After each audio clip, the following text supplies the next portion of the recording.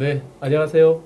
경실련 도시개혁센터 도시대학 유튜브 도시대학을 시작하겠습니다. 오늘은 도시 일반의 두 번째 2강이 됩니다. 2강 수도권 쏠림의 대가, 국토 균형 발전과 관련된 문제죠.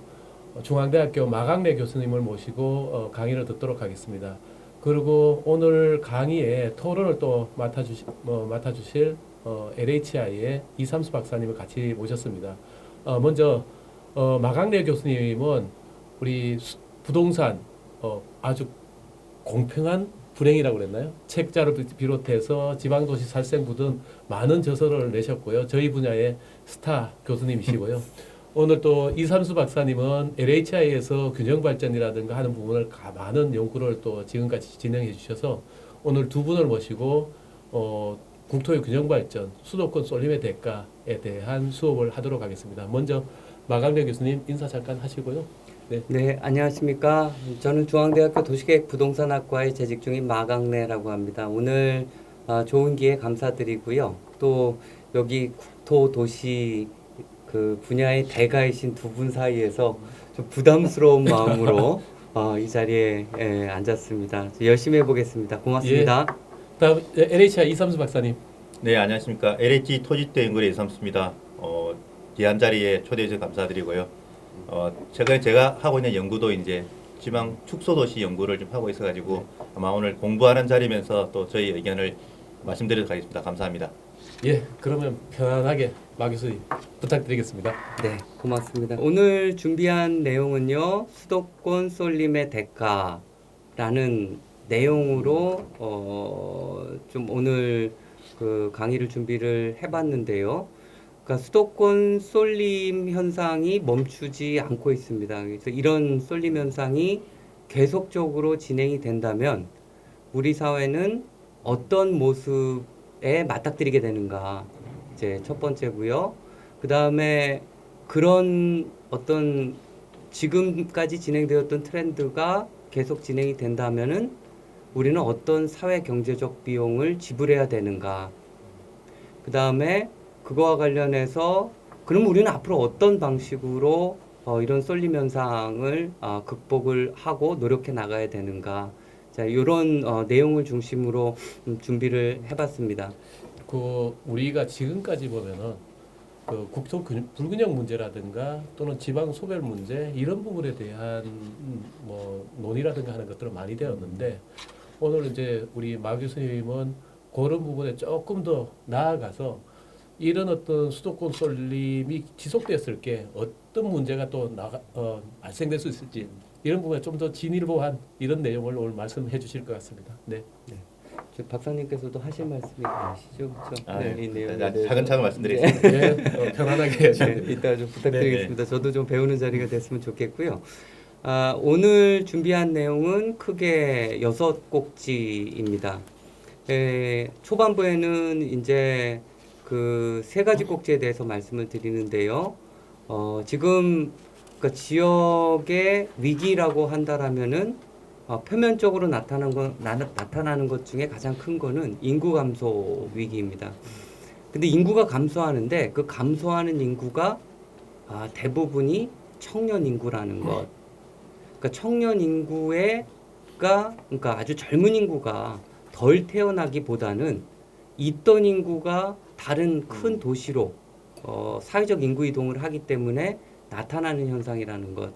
그러니까 이 현상이 어느 정도 나타나고 있는지 그 추세는 어떤지에 대해서 첫 번째 꼭지에서 좀 알아보는 시간을 갖도록 하고요. 두 번째는 그럼 우리가 이제 그런 청년 인구 이동이 멈추지 않고 이따 이제 그래프를 보면 아시겠지만 그런 현상이 일어나는 이면에는 어떤 힘이 작동을 하는가에 대해서 이제 알아보는 시간을 갖겠습니다. 그러니까 왜냐하면은 사실 그런 인구 이동을 유발하는 아주 근원적인 힘, 이 힘에 대해서 이해를 해야 사실 처방도 그거에 기반을 해서 나올 수 있다라고 생각을 했기 때문에 이제 두 번째 꼭지를 집어넣는데요. 이 두 번째 꼭지의 제목에서 이야기하는 것처럼 산업이 변화하면 공간도 바뀐다라는 얘기입니다. 그러니까 이 시대에 맞는 산업을 육성이 잘 되는 공간에는 그 산업이 청년들이 원하는 일자리를 제공을 하고 그 일자리를 쫓아서 청년들이 이동하는 현상이 발생한다라는 겁니다. 결국 우리한테 중요한 건 이 산업의 상대적 격차가 아닐까라는 어떤 그런 생각입니다. 세 번째 꼭지에서는 이 현상이 조금 있다가 그래프로 보시겠지만 점점 강화되고 있어요. 그래서 이런 추세를 계속적으로 우리가 놔두고 적극적으로 개입하지 않는다라면은 우리는 어떤 문제에 직면하게 되는가에 대한 이런 이야기들을 세 번째 꼭지에서 좀 말씀드리도록 하겠습니다. 제가 뭐 많은 걸 알고 있어서 이거를 정답을 딱 이렇게 말씀드린다고 생각하지는 마시고요.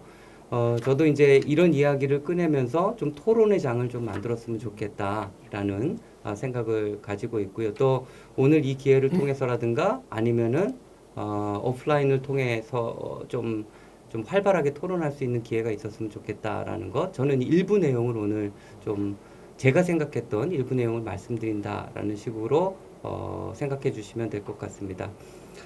네 번째부터 여섯 번째까지는 그러면 우리가 어떻게 해야 되는가?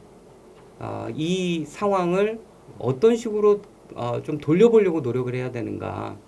네 번째에서는요, 균형 발전에 대한, 그러니까 공간 균형에 대한 큰 그림을 가지고 있어야 뭔가 처방도 이런 큰 틀 속에서 좀 목적의식을 가지고 방향성을 가지고 진행될 수 있겠더라라는 게 이제 네 번째 꼭지에서 정리를 하고요. 오늘 2부 내용입니다. 그다음에 다섯 번째 꼭지는 결국은 보니까 청년들이 선호하는 일자리를 제공하는 곳, 그다음에 청년들이 선호하는 곳에 이 공간의 특징이 되게 이렇게 두드러지게 나타나는 것들이 있더라라는 것. 그 특징을 잘 살펴보니까 혁신 공간이더라. 이 혁신이란 말이 조금 추상적이긴 한데 제가 오늘 강의에서 조금 더 구체적으로 말씀드리는 시간을 갖도록 하겠습니다.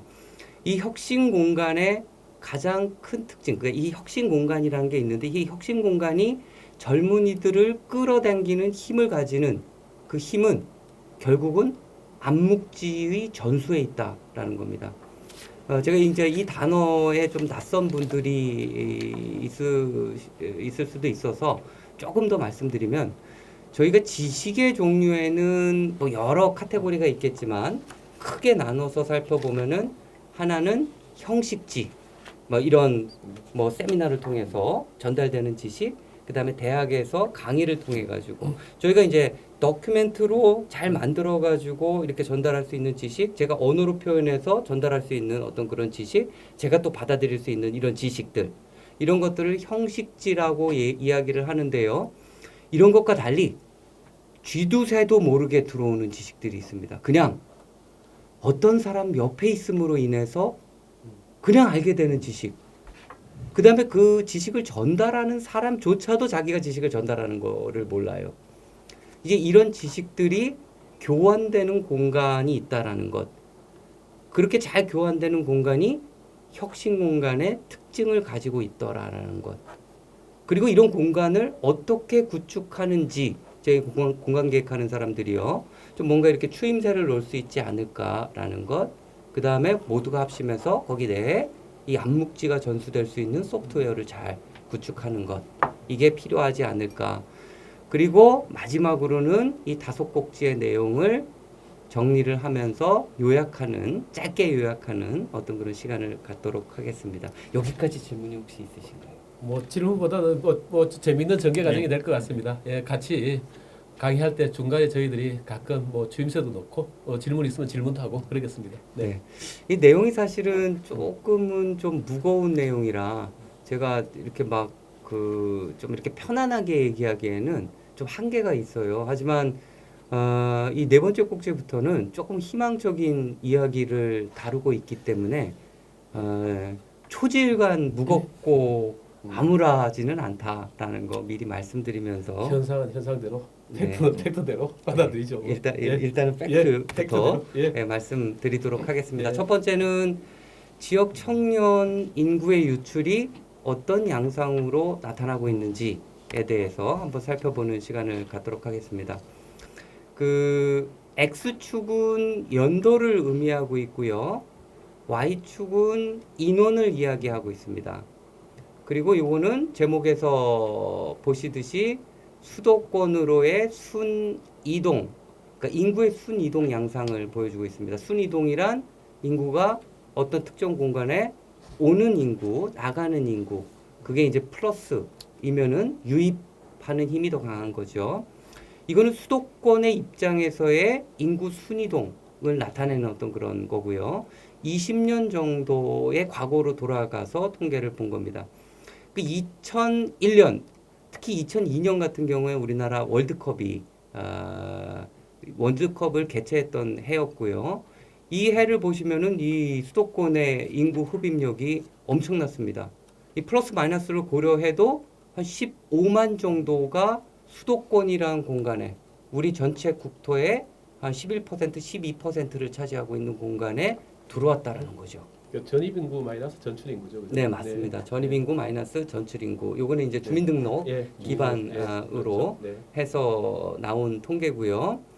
이 15만 명은 사실 뭐 아시는 분은 아시겠지만 사실은 거의 도시급입니다. 15만 인구를 계속적으로 이제 매년 이제 수용한다고 생각하면 이게 엄청난 거죠. 근데 다행히도 이런 추세가 2002년 이후에 좀 이렇게 떨어지기 시작을 했습니다.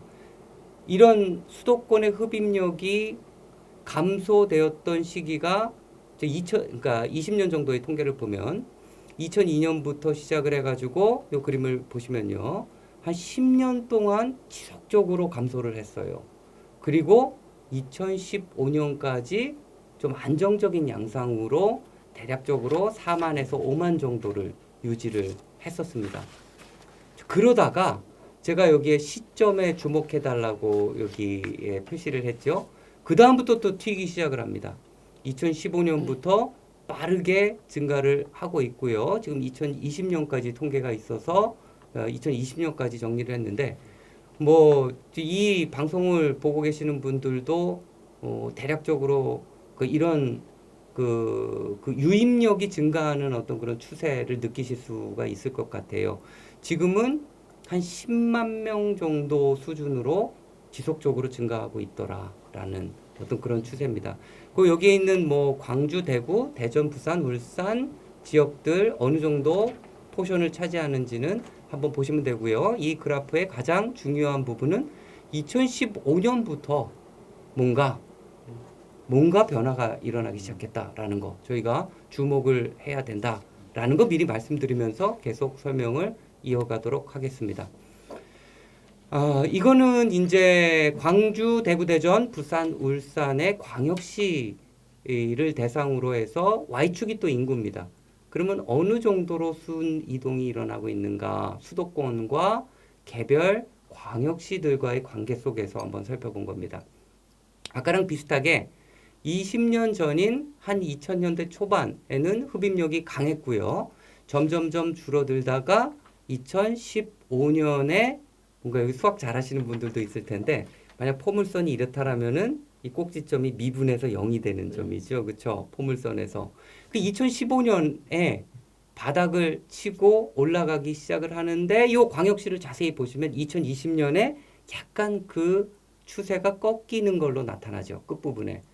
요거는 코로나의 영향이다라고 보실 수 있을 것 같습니다. 만약 코로나의 영향이 아니었다라면은 이 추세는 조금 더 크게 발생하지 않았을까라는 생각을 가지고 있고요. 이건 지금 그 광역시에서 수도권으로 이전하는 거죠. 네, 그죠? 맞습니다. 이동되는 맞습니다. 네. 그리고 두 번째는 지금 부산 지역의 뭐 인구 자체가 다른 광역시, 그러니까 부산 광역시의 인구가 다른 데보다 많다 보니까 사실 제일 높게 나타나는 거고요. 검은색으로. 그 다음에 또 하나 좀 유념을 해주셨으면 하는 게요. 자, 이런 인구의 80, 90%가 청년 인구다라는 거. 이 청년 인구의 유출과 관련이 되어 있다라는 거 말씀을 드리는데 실질적으로 이거는 이제 광역시마다 인구 규모가 다르지 않습니까? 그래서 다음 그림을 집어넣습니다. 자, Y축은요 퍼센티지입니다. 그러니까 청년 인구를 100으로 놨을 때, 그러니까 100%로 놨을 때요. 매해 몇 %씩 빠져나가고 있는가? 청년 인구는 20에서 39세인가요? 아, 여기는 35세까지. 35세. 예, 35. 이 청년 인구의 기준은 사실은 뭐 법에 법마다 따라서도 조금씩 차이가 차이가 있는데요. 있고요. 네, 맞습니다. 그래서 35세까지의 인구를 대상으로 분석을 한 거고요. 자, 보시면은 제일 청년 인구의 유출이 과거에 2000년대 초반에 많았던 곳이 광주, 광역시로 나타나고 있습니다. 이거는 뭐 저희가 예상할 수 있었던 게 이 광주, 광역시 내에 청년들이 선호하는 일자리가 그만큼 상대적으로 적었다라는 거고요.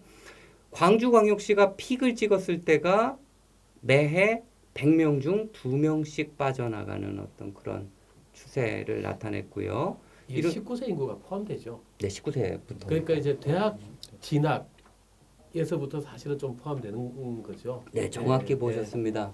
그러니까 그 이따가도 잠깐 말씀드릴 네. 기회가 있을 수도 있겠지만요.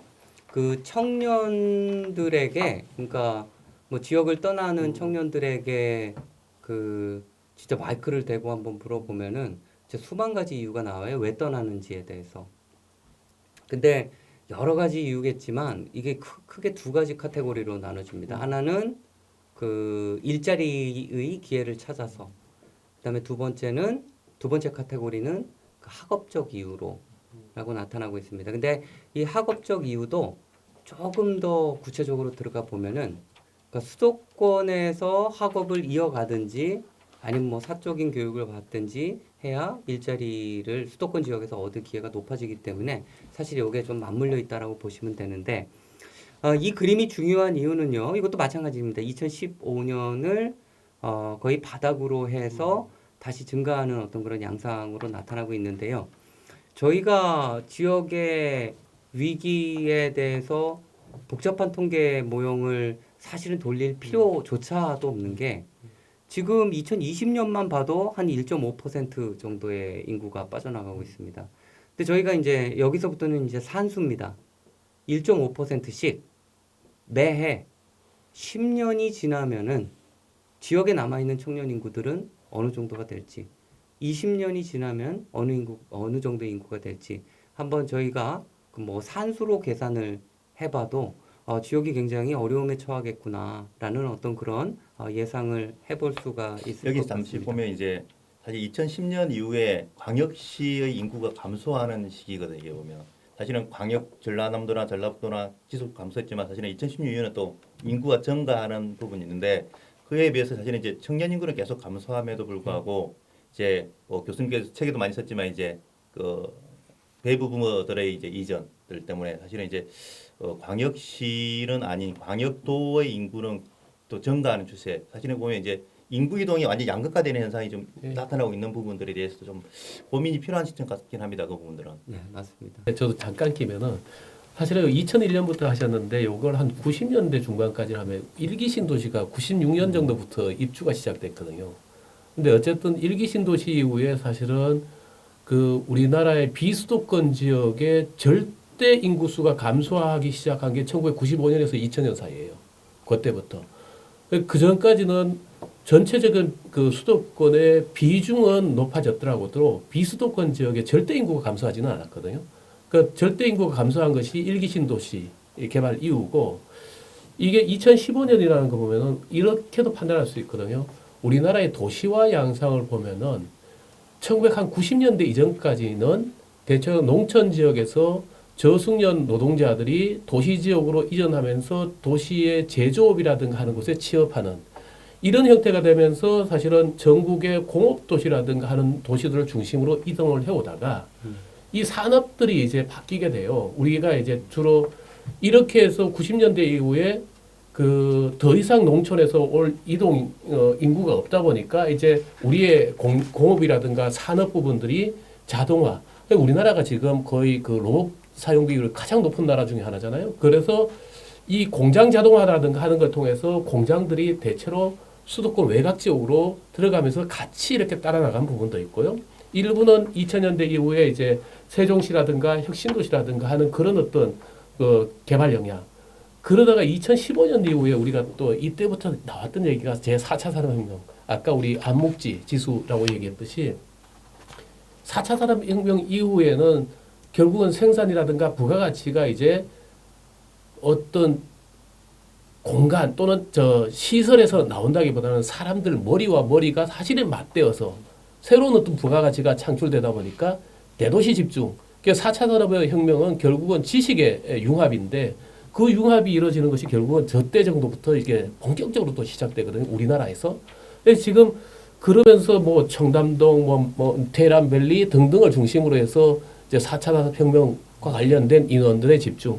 아까도 얘기했지만 또 하나는 전국의 고등학교 상위 10%의 90%는 수도권으로 온다. 이 부분에 대한 것 영향들이 다양하게 지금 이게 섞여서 지금 이런 그래프를 지금 만들어낸 것 같다는 생각입니다. 그러니까 이제 베이비 부머에 관련된 얘기, 이런 베이비 부머의 인구 이동의 흐름이 좀 다른 방향으로 좀 많이 나타나고 있다라는 거 조금 이따가 좀 부연 설명을 해드리고요. 또 4차 산업혁명이 왜 이제 이런 공간 구조를 변화시키는가에 대해서도 좀 말씀을 드리도록 하겠습니다. 두 분께서 너무 중요한 말씀을 해주셔서요. 자, 요게 이제 바로 그림입니다. 요거는 왼쪽 그림을 한번 보시면요. 요거는 이제 대구 경북 지역을 중심으로 본 겁니다. 요 그림을 보시는 방법은 이렇게 휘어진, 이렇게 파란색으로 휘어진 거 있지 않습니까? 이렇게 시계 방향으로 흘러가는 건 대구 경북 지역을 중심으로 빠져나가는 인구를 유출 인구를 얘기하고 있습니다. 그리고 색깔이 파라면 파랄수록 젊은 인구, 그다음에 빨갈수록 좀 더 중장년 인구 쪽에 좀 치중된 어떤 그런 양상을 보여주고 있습니다. 이 그림에서 볼 수 있듯이 대구 경북 지역, 특히 대구 지역에서의 청년 인구 유출, 파란색으로 나타낸 특히 서울 지역으로의 인구 유입은 굉장히 강한 양상으로 나타나고 있고요. 전국적인 차원 오른쪽 그림을 보시면요. 대도시에서 수도권으로 흡입되는 청년 인구의 흐름이 너무 강하다 못해 파란색에서 하얀색으로 겹쳐져서 나타나는 어떤 그런 양상이고요. 젊은 인구가 유입되는 쪽은 제주도가 좀 파란색으로 좀 나타나네요. 제주도 같은 경우에는요. 근데 여기서 조금 눈여겨보실 부분이요. 대도시에서 발생하는 중장년 인구의 사회적 인구 이동 흐름입니다. 여기는 빨간색으로 짧게 움직이고 있죠. 자, 요런 흐름들이 플러스 마이너스를 만들어내고 있고요.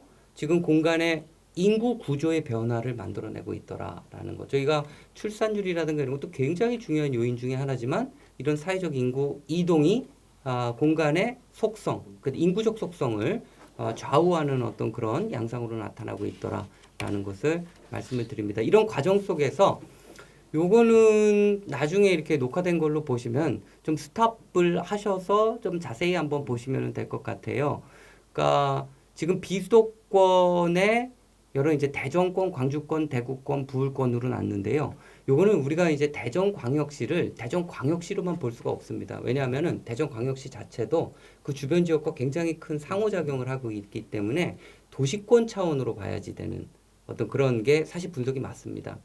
광주도 광주광역시뿐만 아니라 주변 지역과 그 다음에 대구도 대구광역시뿐만 아니라 주변 지역과 이렇게 보면은 인구 변화율을 오른쪽을 보시면요. 2000년부터 2010년까지의 10년, 그 다음에 2010년부터 2020년까지의 10년의 기간을 딱 놓고 보건데 지금 마이너스 세로 돌아선 지역을 보면요. 광주권, 대구권이 마이너스 세로 돌아섰습니다. 사실 2000년대 초반에는 이런 권역, 대도시권이 그 지역에 있는 대도시권이 버티고 있었어요. 그러다가 이게 마이너스 추세로 돌아섰다라는 건 그만큼 흐름이 강하다라는 건데 충격적인 거는요. 그러니까 부울권 같은 경우에는요. 2000년대 초반부터 10년까지에는 인구로만 보면은 한 10% 정도의 성장세를 보이다가 2010년 이후에는 마이너스세로 돌아섰다라는 것. 여기 2020년으로 가까우면 가까울수록 그 추세가 더 강하게 발생하고 있다라는 것. 그다음에 중도시권이라든가 소도시권은 정말 계속적으로 마이너스 추세가 이어지는 어떤 그런 양상으로 나타나고 있다라는 것. 이런 과정 속에서 아까 사실 이 그림만 설명해도 30분이 넘을 것 같아요. 그러니까 지금 이 80년대 중반부터 지금 2020년까지의 그 비수도권과 수도권의 상대적 GRDP의 비중이 상대적 GRDP 비중이니까 이게 이제 대깔꼬마니처럼 표현이 되겠죠. 이 80년대 중반은 아까 권희 교수님 말씀하셨던 것처럼 이 80년대 중반 우리가 3조 호황 시대에 아주 경제 호황이 있었고요. 일자리가 또 집중적으로 수도권에 또 많이 생성이 되었었고요. 요 추세가 수도권의 성장세 밑에 있는 파란색입니다. 이게 멈추기 시작한 게 90년대 초반부터입니다. 그러니까 사실 이제 분당 신도시가 90년대 초반부터 입주되기 시작을 했었고요. 이제 뭐 그런 상황 속에서 공장이 기계화되고 이제 외부로 좀 많이 이렇게 나간 어떤 그런 현상이 벌어졌죠. 그래서 충청권도 굉장히 많이 성장을 했습니다. 이런 과정 속에서 20년 동안의 수도권과 비수도권이 좀 안정적으로 이제 이 GRDP를 나누어 갖는 어떤 그런 시간을 보내다가 사실은 2010년이 지나서부터 수도권이 빠른 속도로 치고 올라오기 시작을 합니다. 여기도 마찬가지로 크로스가 일어난 때가 2015년부터. 그러니까 뭔가 지금 수도권의 상대적 GRDP가 급상승하는 시기가 최근이다. 그 최근은 지금으로부터 카운트를 하게 되면은 몇 년 안 된 시기부터. 그러니까 저희가 여태까지 경험해보지 못한 뭔가를 겪고 있고요. 이게 근본적인 원인이 무엇인가? 이거를 어떻게 바라봐야 되는가? 그럼 이런 상황 속에서 어떤 치유책을 낼 수가 있는가를 고민을 해야 된다. 이거는 이제 총 GRDP잖아요. 네, 맞습니다. 총 GRDP고 저는 이제 좀 다른 관점에서 봤었는데 1인당 GRDP 수도권과 비수도권의 1인당 GRDP를 보면은 1990년 이전에는 수도권과 비수도권 간의 격차가 컸어요. 물론 이제 수도권이 상대적으로 보면 약간 높은 수준이었는데 이게 2015년까지 어떻게 가냐면은 계속 감소해 갔습니다. 그래서 거의 수도권 대비 그 비수도권 대비 수도권이 1.01 그러니까 한 1% 정도 수준밖에 안 높았거든요. 그러다가 2015년 이후에 갑자기 격차가 훨씬 더 심화가 됐어요. 이거 뭐냐면은 1인당 GRDP에 대한 부분은 과거에는 아까 얘기했던 공장 자동화라든가 하는 것들이 가면서 지역의 GRDP가 생산액이 늘어났는데 1인당. 그런데 이게 이제 1인당 생산의 부가가치 생산이라든가 하는 것들이 수도권 지역이 월등하게 앞서기 시작하는 것이 2010년대 중반 이후다. 이게 결국은 4차 산업혁명이든 지식혁명이든 이런 부분의 산업과 산업의 변화와 이게 무관하지 않다 하는 판단들을 할 수 있을 것 같거든요. 그러니까 총 GRDP에 대한 부분도 필요하고 1인당 부가가치에 대한 생산력이 어떻게 되냐 이 판단들도 같이 좀 볼 필요가 있을 것 같다는 생각이 드네요. 네, 그럼 2015년 네. 아까도 말씀 2015년이라는 게 이제 중요한 해인데 그럼 저 여쭤보신 게 2015년 이후에 왜 이렇게 이제 수도권과 비수도권이 이게 차이가 발생하는지 또 이제 아까 인구 이동도 말씀하셨고 2015년 이전과 이후의 그 관계에 대해서 좀 어떤 일이 있었기 때문에 이렇게 발생했는지 대한 부분이 궁금해지는 부분도 있거든요. 네, 고맙습니다. 바로 다음 슬라이드에 나옵니다. 네, 네. 그러니까 지금 질문을 굉장히 이렇게 근원적인 질문을 잘 해주셔가지고 저희가 그 아마 이거 들으시는 분들이 많이 도움이 될 것 같아요. 그러니까 두 번째 꼭지로 넘어갑니다. 계속적으로 이제 이 첫 번째 이 청년 인구의 이동 흐름이 왜 이렇게 발생하는지에 대해서 저희가 중간중간에 계속 설명을 드렸지 않습니까? 그 산업 구조 변화랑 관련이 된다라는 것. 이 그림 보시면은 저기 이 방송을 들으시는 분들은 수준이 높으시니까 딱 알 거예요. 뭔가 산업 구조 변화가 지속적으로 일어나고 있더라. 그러니까 1차 산업혁명이라고 불리웠던 때는 사실 철도역을 기반으로 도시가 굉장히 융성을 했어요. 그러다가 2차, 3차를 지나면서 도시 외곽에서 산업단지를 개발하고 그 개발된 곳에서 일자리가 제공되고 또 인구가 이동을 하고 배후주거단지를 마련하는 과정에서 도시가 팽창을 했습니다. 그러다가 4차 산업혁명으로 오면서 시대로 오면서 다시 도시로 회귀하는 어떤 그런 현상이 나타나고 있더라라는 것. 혹시 이제 코로나가 풀리곤 했으니까 제가 이제 이런 그 도심의 변화를 가장 잘 이해할 수 있는 곳, 이것도 그냥 짧게만 말씀드리겠습니다. 이거는 뭐 만약 여행을 가시게 되면 영국 같은 경우에 이제 런던 들리시지 않겠습니까? 그때 우리 그 킹스 크로스 역을 한번 들려 보셨으면 좋을 것 같아요. 그 킹스 크로스 역은요. 그러니까 저는 이제 런던에서 공부를 했었는데 제가 다니던 학교랑 이제 이렇게 걸어서 갈 수 있는 사실 그 정도에 가까운 거리였습니다. 근데 사실 제가 여기 걸어서 가본 적이 없어요. 굉장히 위험 지역이었기 때문에 여기에는 좀 어둡고 그 다음에 저처럼 이제 좀 이렇게 좀 아시안에다가 키도 조그맣고 여리여리해 보이고 이런 사람들이 또 범죄 타겟이 되게 좋은 어떤 그런 곳이었는데 제가 코로나가 발생하기 바로 직전에 런던에 들려서 친구들을 방문했을 때 친구들이 가장 먼저 데려갔던 곳이 여기입니다.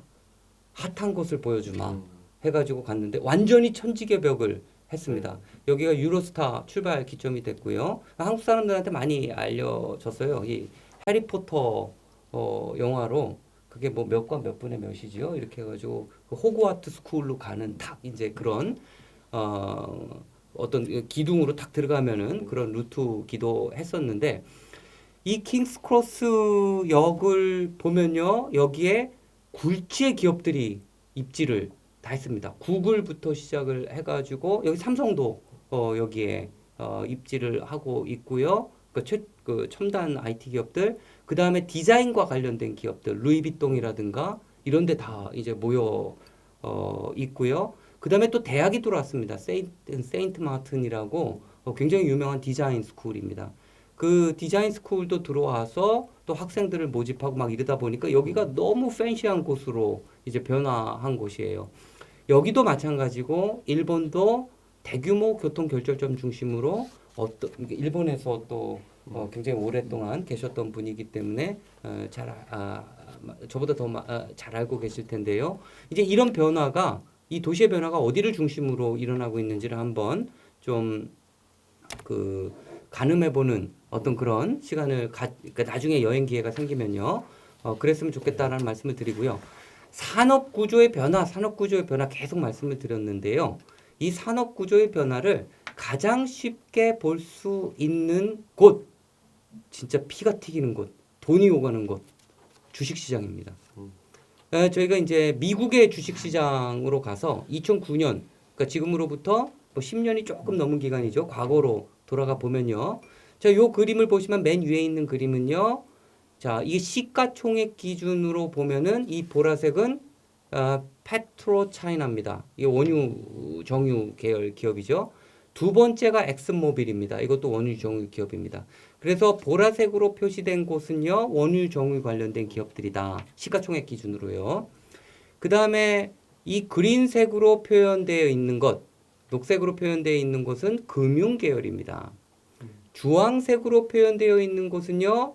첨단 IT 기업입니다. 여기 마이크로소프트가 4위를 기록을 하고 있죠. 자, 여기서부터 플러스 5년을 합니다. 2014년으로 가게 되면요. 뭔가 치고 올라오는 기업이 있죠. 자, 애플. 이게 먹다 남은 사과가 남아 있는 그림 있는 애플이 시가총액 기준으로 1위로 올라섰고요.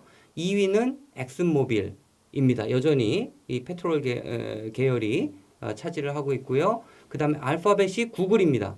구글이 3위를 차지하고 있고요. 마이크로소프트가 4위입니다. 여기서 또 플러스 5년을 합니다. 그러니까 이 5년 만의 변화가 이렇게 치열하게 발생하고 있다는 거. 사람들이 주식에서 자기 돈을 낸다라는 것은 미래 가치를 그러니까 미래를 어떻게 미래의 성장 가치를 그렇죠. 전망하고 있는가에 대한 그런 전망이 여기에 나타나고 있고요. 특히 성장주 중심으로 기술주 중심으로 굉장히 빠르게 올라오는 어떤 그런 양상. 2019년도에는 주황색이 완전히 도배를 해버리는 어떤 그런 양상으로 나타나고 있다라는 것. 아까 제가 2015년을 봐달라 그랬는데 이게 지금 2009년부터 2019년까지 미국 주식시장에서의 시가총액 기준 기업의 변화다. 그러니까 탑 랭크드 된 기업의 변화다라고 보시면 될 것 같고요. 이거는 제가 만든 그림은 아니고요. 국토연구원의 연구 결과를 그냥 복붙해가지고 가지고 온 겁니다. 우리나라도 마찬가지로 이게 제가 이제 이거 만들지 않았다라고 강조한 이유가 있습니다. 1970년대 후반부터 시작을 해가지고 지금까지 이렇게 쭉 이게 시간이 지나오는 과정에서 이 기업들의 부침이 있었다라는 것. 1970년대 제조업 건설업 분야, 그 다음에 건설업 분야 대기업 중심의 산업 구조였다라는 것. 90년대 후반부터는 반도체 ICT가 굉장히 빠르게 떠올랐다라는 것. 자, 여기에 제가 쓴 게 아니지만 여기 위에 2015년 이후라는 까만 글씨가 있죠. 맨 위에다가. 여기도 그러니까 국토연구원에서도 이런 산업 구조, 공간 변화를 보면서 2015년 이후에 뭔가 빠른 변화가 일어나고 있다라고 이제 눈치를 챈 겁니다. 그리고 그 오른쪽에 있는 빨간색 조그만 글씨. 저는 이거를 굉장히 강조해서 말씀을 드렸는데 일단은 여기서는 그게 뭐 핵심은 아니었던 것 같습니다. 다시 도심으로 점점점. 산업이 변화하고 일자리가 변화하는데 그 산업의 입지도 같이 공간적 맥락에서 변해왔다라는 것. 그리고 오른쪽 밑에 그림을 보시면요. 2015년 이후에 치고 올라오는 노란색 기업과 이런 초록색 기업이 있다라는 것.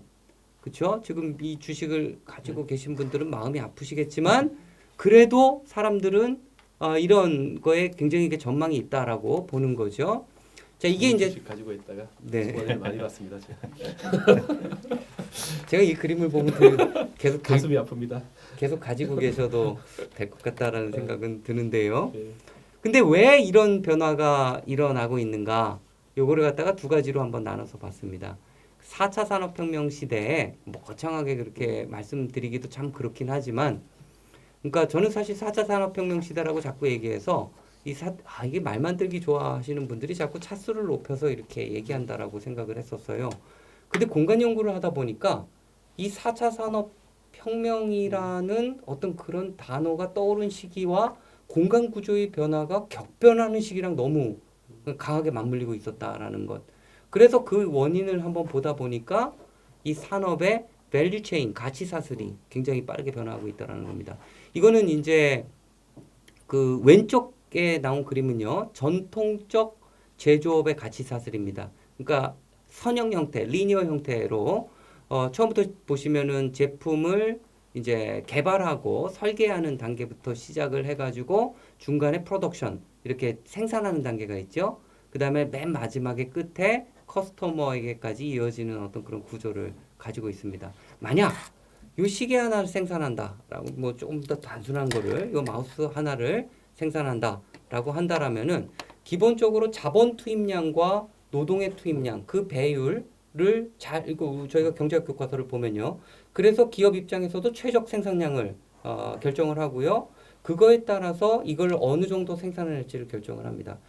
그 과정에서 정말 고민하는 거는 그 기계에 맞는, 그러니까 자본 기술에 맞는 그 노동력을 구입을 하되, 그러니까 구매를 하되 그 노동력의 인건비를 최소화할 수 있는 방향으로 기업들이 노력을 하죠. 그래서 이익을 극대화하는 방향으로 노력을 하게 되는 게 사실 경제학 이론 뭐 중에 투명 경제죠. 예, 맞습니다. 근데 오른쪽 같은 경우를 보면요.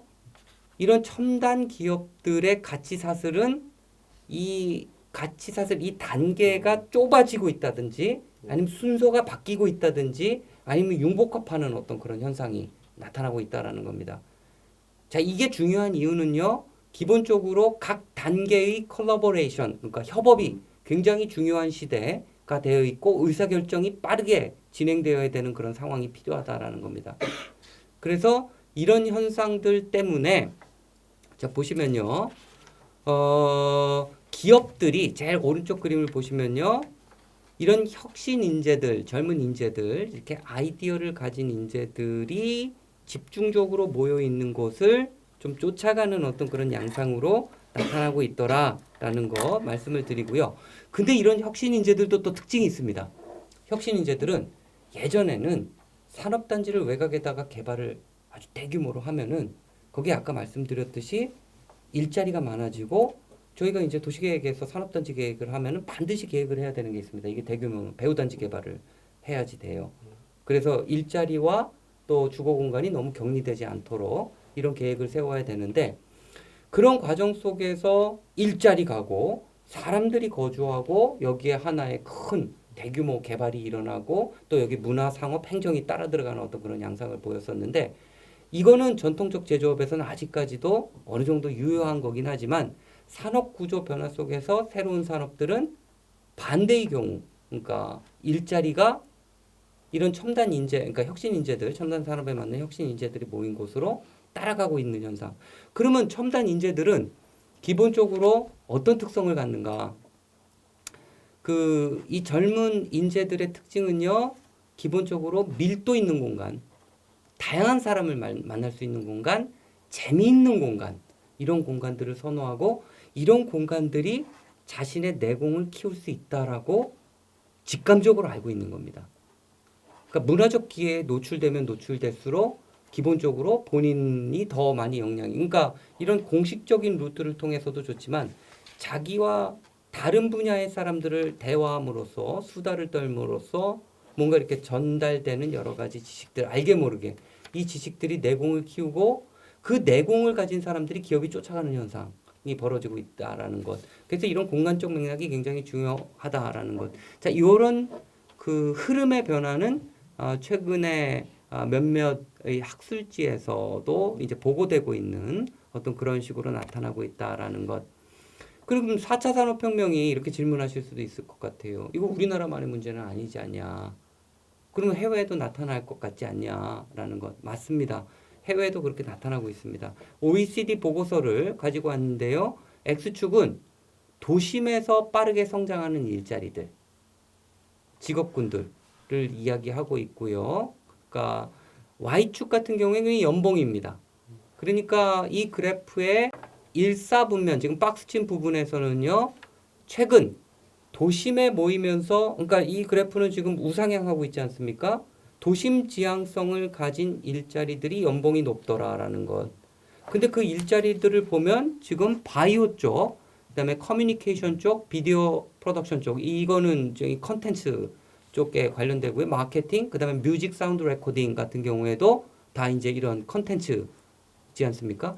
이 컨텐츠는 격리된 공간이 아니라 밀도 있는 공간에서 다양한 분야에 있는 사람들이 서로 협업하는 과정에서 아이디어가 나오고 그 아이디어를 모아서 뭔가 기업들이 그걸 잘 활용을 하면 굉장한 부가가치로 연결될 수 있는 어떤 그런 구조를 가지더라라는 것. 그 다음에 이 보고서, 같은 보고서에 아마도 다음 그림일 겁니다. 이런 현상이 나타나기 때문에 정말로 일자리가 빠르게 증가하는 지역과 그렇지 않는 지역의 Y축은 비즈니스 버스 레이트라 그래갖고 산업이, 그러니까 사업체가 생성되는 속도입니다. 그 Y축은요. 그 다음에 X축은 나라들을 이야기하고 있는데요. 우리나라는 지금 네 번째에 있습니다. 지금 가장 빠르게 산업이 생성되는 곳 캐피털 리전이고요. 수도권이고요. 가장 느리게 사업체가 생성되는 곳 경상북도 지역으로 나타나고 있습니다. 저희가 요 경상북도와 지금 수도권의 격차를 한번 가늠해 보시고요. 다른 나라에서 어떤 일이 일어나고 있는지를 보시면 그 격차가 사실 더 큰 데가 많습니다. 그리고 제일 달려나가는 지역들 대부분 보시면 수도권이거나 그 나라의 수도권이거나 아니면 경제 수위 도시가 차지를 하고 있습니다. 그래서 OECD 보고서에서는 또 이런 얘기를 합니다. 이런 기술의 변화, 그 다음에 산업 구조의 변화로 인해서 지역 간 격차가 점점 벌어지는 양상. 그 격차 속에서 빠르게 튀어나가는 지역들은 수도권 아니면 경제 도시일 가능성이 크다라는 이야기를 하고 있습니다. 자, 세 번째로, 그럼 이 추세를 계속 놔두게 되면 시간 관계상 이 세 번째는 한 10분 정도 내로 이제 끝내야 될 것 같은데요. 제가 여러 루트를 통해서 저희가 이제 저는 진짜 대학에 있는 사람이니까 학생들에게나 아니면 강연을 통해서 우리나라, 우리 사회가 해결해야 될 가장 중요한 과제는 무엇이라고 생각하십니까? 비슷한 질문은요. 우리나라의 지속 가능성을 위협하는 가장 큰 문제들 몇 가지를 꼽아 본다라면 뭐라고 대답하시겠습니까? 라고 질문을 드리면은 되게 많이 말씀을 하시는 어떤 그런 게 있는데 그게 첫 번째는 출산율.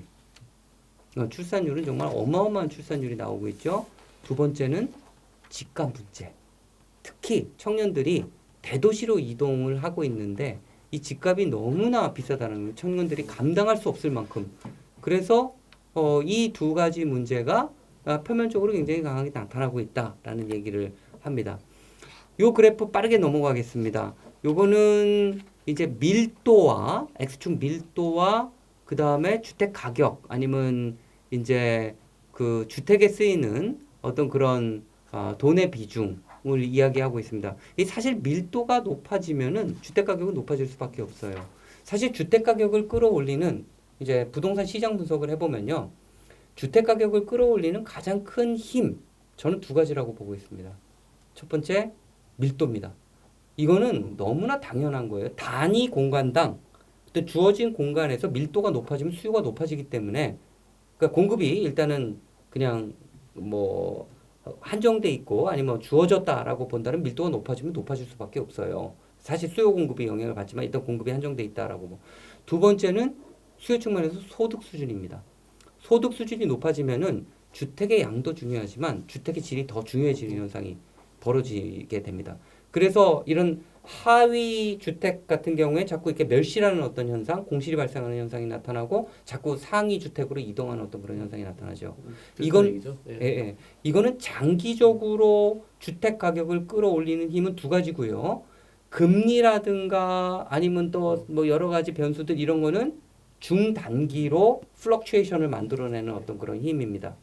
그래서 저희가 부동산 시장을 이해하고 있는데 부동산 시장은 공급이 아주 그냥 빠르게 되지 않기 때문에 시차를 두기 때문에 우리 경제학에서 거미집 이론처럼 안정기를 거치다 폭발하고 안정기를 거치다 폭발하고 자기 이따가 제가 이제 말씀을 못 드릴 것 같아가지고 한번 보세요. 일기 신도시가 발표됐던 시기 집값 무지하게 폭등했을 때입니다. 그렇죠. 정권이 흔들리는 87, 8년 정도에서 그때는 과거에 한 37% 정도 주택 가격이 상승했었죠. 과거입니다. 예. 제가 예. 이런 아니, 전문가를 옆에다 두고 제가 예, 맞습니다. 이게 너무나 중요한 말씀을 해주셔서 그때가 이제 노태우 전 대통령이 대선 후보였던 시기였고요. 이기 신도시가 발표됐을 때가 노무현 정부였습니다. 이때도 집값 폭등세가 상당했죠. 3기 신도시 어떻게 발표됐는지 또 아마 잘 알고 계실 겁니다.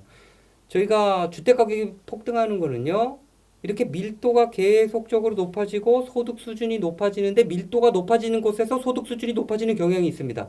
그러다 보니까 장기적으로 끌어올리는 집값을 끌어올리는 힘이 있다가 이제 호조건을 만나게 되면은 그때 폭발해 버리는 어떤 그런 현상이 계속적으로 반복되었던 겁니다. 그리고 그 신도시를 건설함에 따라서 주변 지역 인프라도 정비하면서 들어왔기 때문에 상대적으로 새 지역이 되는 어떤 그런 양상이 됐고요. 이게 더 이제 지역의 매력도를 높이는 어떤 그런 양상으로 진행이 됐다라는 것. 이런 과정 속에서 과거 2017년 5월부터 어느 정도 집값이 상승했는지, 요건 뭐 최근 것까지 한번 보면은 조금 내려갈 수가 있겠는데요. 2021년 3월까지를 분석해 보면은 이게 이제 달별 분석입니다. 달러 실거래가 기준으로 서울 아파트 가격을 분석해 보면 매달 1,180만 원씩 떴습니다. 이건 실거래가 기준입니다. 그러다 보니까 여기 평당인가요? 네. 평당 중위 이거는 주택 가격인가요? 아파트? 그 모든 아파트를 집어넣고요. 달별로 월별로 그럼 서울의 중위 월별로 평균 가격을 네, 집어넣습니다. 월별로 월별로 평균 가격을 집어넣고 계산한 거고요. 이렇게 하다 보니까 1,180만 원씩 매달 뛴 이런 상황을, 이런 현실을 목도하는 청년들의 마음은 정말 일할 어떤 그런 의욕이 생기지 않고요. 그다음에 내가 여기서 만약 도시에 살고 만약 서울에 산다 아니면 수도권에 산다, 이게 살아남을 수 있을까라는 생각이 드는 거죠. 이게 이제 경제적 부담으로 이어지고, 지금 여기 카테고리를 보면요, 뭐 취업난, 결혼을 발생하는 비용 부담, 그 다음에 일 가정 양립, 다 이거 경제적인 부분이랑 사실은 다 관련이 있는 문제이기 때문에 이것들이 출산율이랑 밀접한 관계가 있다라는 겁니다. 이 그림은 최근에 OECD가 통계 자료를 가지고 온 건데요. 자, 한번 보시면은요. OECD 평균이나 일본의 추세나 미국의 추세 같은 경우에도 이 소득 수준이 조금씩 경제 발전이 계속 되니까요. 이 경제 성장률이 있다 보니까 조금씩 우하향하는 어떤 그런 출산율이 그를 가집니다.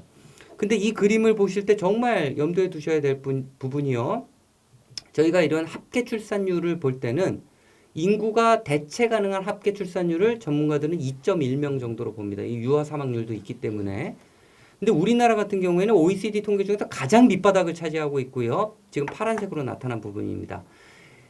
가장 밑바닥인데 기울기가 급속하게 증가하면서 떨어지는 부분이 있죠. 2015년부터입니다. 이것도 이제 OECD 통계를 그대로 가지고 왔습니다. 뭔가가 있다라는 겁니다. 이게 사실은 우리나라 합계 출산율이 0.8, 그 다음에 수도권, 그러니까 서울 같은 경우 0.6 정도로 그 내외로 나타난다는 것 자체는 정말 대한민국의 지속 가능성을 위협하는 어떤 그런 게 아닐까라는 것. 이게 경제적 부담, 집값 상승, 그리고 출산율, 이 모든 것들이 사실 스탠딩 얼론이 아니라 다 같이 이어지고 있다라는 겁니다. 그래서 쏠리는 지역도 이런 사회 경제적 비용, 우리가 화폐 가치로 환원하지, 이건 뭐 나라가 지속 가능하지 않는 것들을 화폐 가치로 환원하면 이건 진짜 프라이스리스 아닙니까? 이거는 화폐 가치로 환원이 안 됩니다. 이런 사회적 비용을 우리가 지불하고 있는 어떤 그런 게 아닌가라는 겁니다. 수도권은 위기에 대응하는 방식이 있습니다.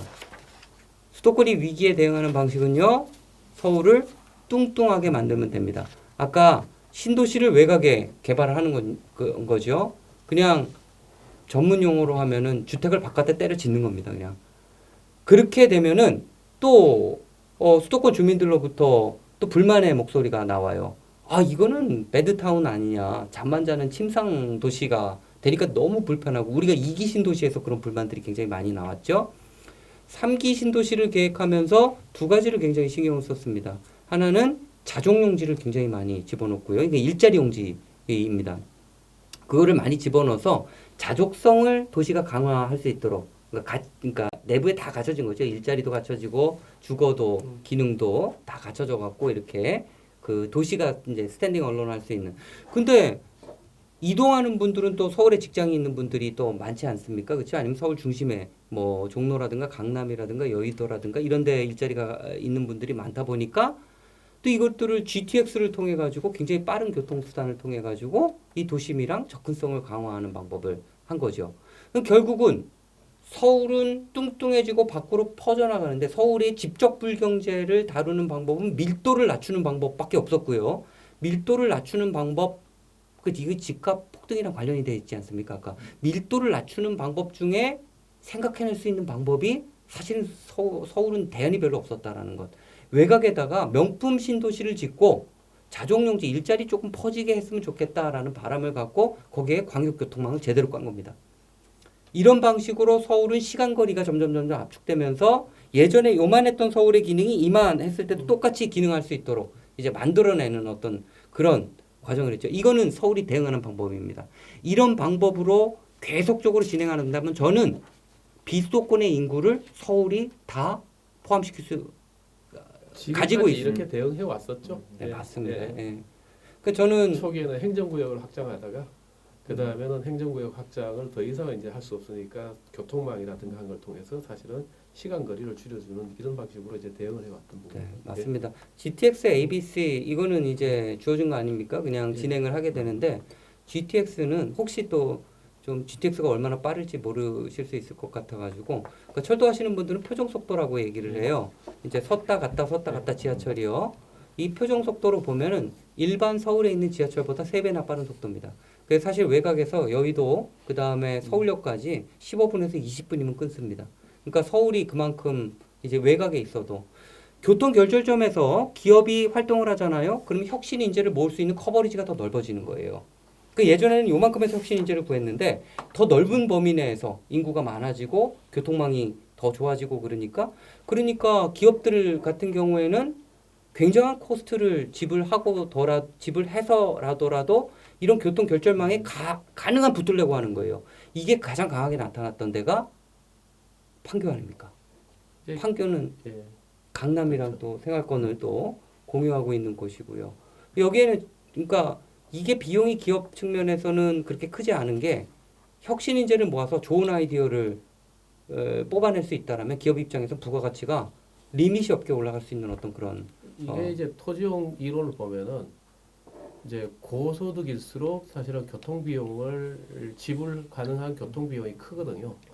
그렇기 때문에 이 GTX가 들어가면 시간 거리는 굉장히 짧아지는데 사람들이 지불해야 되는 실제 비용은 굉장히 올라갈 겁니다. 그러면은 이 GTX를 이용할 수 있는 인원은 어떻게 되냐면은 고소득이 될 수밖에 없고 그 고소득들은 상대적으로 보면은 아까 얘기했던 4차 산업혁명과 관련된 직장에 종사하는 그러면 그런 그렇죠. 산업들이 그런 거네. 이런 구조 하에 들어올 수 있는 거죠. 네, 맞습니다. 그래서 이거는 GTX 개통 후 이제 GTX ABC가 있는데요. 그 GTX ABC 두 개가 교차하는 지점이 서울역, 그다음에 청량리, 삼성역입니다. 이 중에서 삼성역을 뽑아서 30분 내 접근 가능한 인구수의 변화를 본 겁니다. 왼쪽은 GTX가 없었을 때, 오른쪽은 GTX가 있었을 때. 즉 그만큼 이제 인재들을 모으기 어떤 좋은 구조다라는 거죠. 이런 과정 속에서 저도 이제 신문 칼럼에 좀 진짜 전면으로 제가 이제 진짜 마음을 담아서 썼습니다. 지금 DEF에 대한 좀 논의가 또 나오고 있죠. 네, 진행이 네. 되고 있어요. 이게 좀 TF도 만들고. 그래서 저는 이 GTX ABC는 이제 신도시랑 연결해가지고 어쩔 수 없다 쳐도 만약 DEF가 나온다라게 되면은 이거는 수도권의 문제가 아니라 이거는 비수도권의 문제일 수 있다라고 생각을 하고 있습니다. 비수도권은 인구가 줄어드는데 그럼 비수도권에서 대응 방안이 있느냐? 제일 중요한 건요. 청년 인구가 빠져나간다는 사실이기도 하지만 인구 자체가 줄어들고 있다는 것은 정말 페이탈합니다. 왜냐하면은 비수도권의 입장에서 비수도권도 예전에는 번성했던 시기가 있었죠. 이 번성할 때는 외곽으로 점점 팽창하면서 번성을 합니다. 그렇죠? 근데 인구가 빠져나갈 때는 전반적으로 다 빠져나가요. 그러니까 원도심도 마찬가지고 외곽 택지 개발한 것도 마찬가지고 이러다 보니까 인프라를 유지하기가 굉장히 힘든 거예요.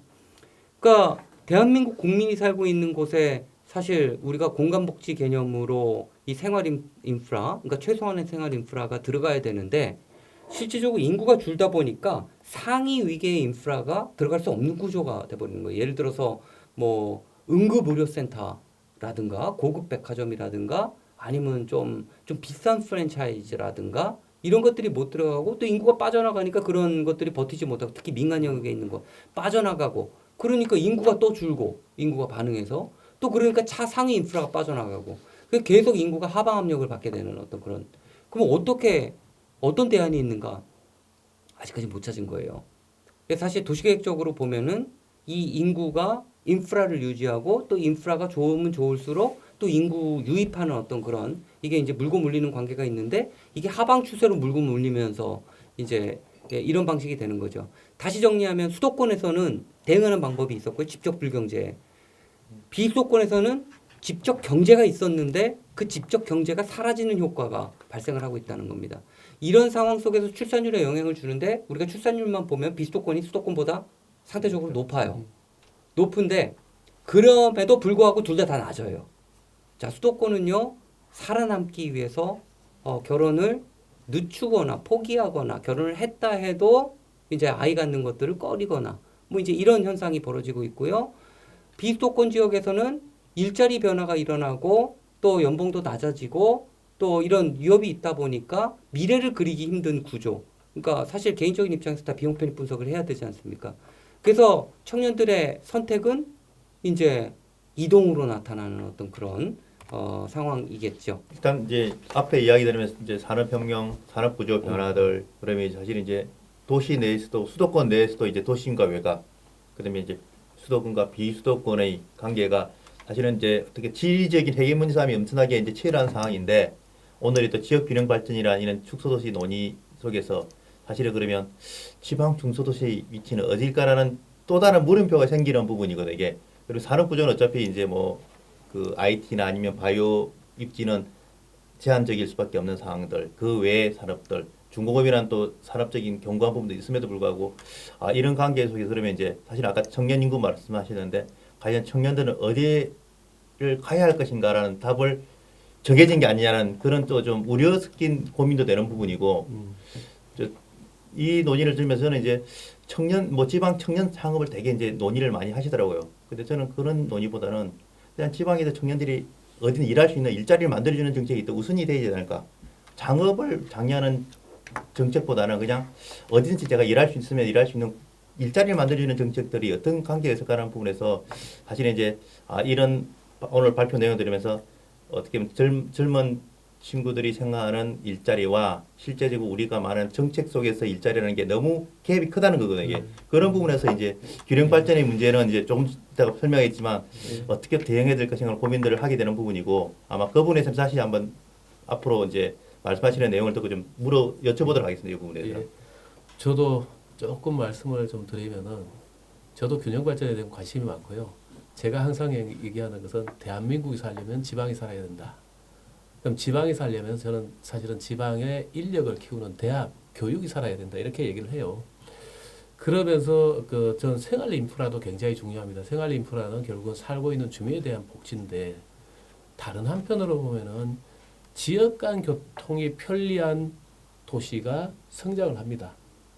그래서 생활 인프라는 그 내부의 작은 마이크로한 측면에서 우리 도시 삶이라는 것을 지탱하기 위해서 굉장히 필요한 인프라고요. 도시 전체가 사실은 경쟁력을 갖추기 위해서는 국제든 또는 국내 도시든 지역 간 교통이 편리한 곳이 성장을 하거든요. 그래서 저는 인프라에 대한 부분을 생활 인프라에 대한 것을 강조를 하면은 지금 현재 있는 우리의 그 국토의 공간 구조를 그대로 유지한다라면 생활 인프라에 대한 것을 강조하는 것이 필요한데 국토 전체에 대한 균형이라든가 하는 것을 재편이라든가 하는 것이 필요로 한다 그러면은 사실은 생활 인프라뿐만 아니라 거시적인 국토 전체 차원에서의 인프라에 대한 재편이라든가 하는 것들이 저는 좀 필요하다고 봐요. 그래서 그런 차원에서 우리가 균형 발전이라는 그림을 좀 그려봐야 될 것 같다는 생각이 들고요. 아까 수도권의 GTX 저도 이제 뭐 4차 철도망 계획이라든가 하는 것들에 들어가면서 아까 여기 GTX D 보니까 하남까지 연결되어 있네요. 김부선을 김하선으로 바꾸자 하는 얘기를 처음에 그 토론회에서 뭐 들어와서 그 댓글 나낸 거 보고서 김부선이 뭐지? 이 탤런트 이름이 여기 또 나오네 그랬더니 이게 김포에서 부천선 이거 구간 짧다고 해서 하남까지 연결해야 된다는 결국은 이게 얘기했듯이 자, 그 지역의 공간에 주택이 부족하니까 신도시에 만들어서 놓고 교통에 트래픽 잼 발생하니까 교통 편리하게 해줘야 된다. 수도권 출퇴근 짧게 해줘야 된다. 다시 인프라 들어가고 다시 교통 여건 좋아지니까 다시 또 개발 사업들이 일어나고 주택 가격이 올라가고 다시 또 인프라를 넣고 이런 사실은 악순환들이 계속 발생하고 지역에서는 반대의 악순환들이 지금 나타나고 있거든요. 그런 여러 가지에 대한 뭐 말씀을 좀 잘 해주신 것 같고요. 제가 일부에서 좀 배경 설명을 좀 너무 길게 해가지고 토론 시간을 확보하려면은 2부 내용이 조금 제가 2배속으로 해야지 될 것 같다라는 생각이 듭니다. 그래서 2배속으로 빠르게 말씀드리겠습니다. 그러면 말씀은 천천히 하셔도 돼요. 네. 그러면은 어떻게 내용을 압축을 해서 해야 할 것인가? 네. 그러니까 저희가 지금까지 정책이 나왔던 거를 보면은 이 균형 발전에 대한 큰 그림을 가지고 진행하지 못했다라는 아쉬움이 있었어요. 그래서 요거를 한번 현황을 보면요. 노무현 정부 때 혁신도시 기업도시 정책이 나왔습니다. 자, 한번 어느 공간이 균형을 이뤄야 균형 발전인가에 대해서 그러니까 명시적으로 이야기하지 않았지만 기본적으로 광역적인 어떤 그런 토대를 가지고 균형 발전을 꾀야 하려는 어떤 그런 정책이 나왔다는 것. 이명박 정부 때는요, 이것보다 더 큰, 이게 이제 리전 스테이트라 그래갖고, 이런 지역 국가가 앞으로 국가 경쟁력을 이끌어가는 다른 지역들과 또 경쟁하는 어떤 그런 공간 단위가 될 거다. 그래서 초광역 단위가 나오기 시작을 했습니다. 박근혜 정부 때는 이명박 정부 때 이 초광역 단위가 이건 너무 안 만져진다. 좀 너무 이렇게 체감이 안 된다.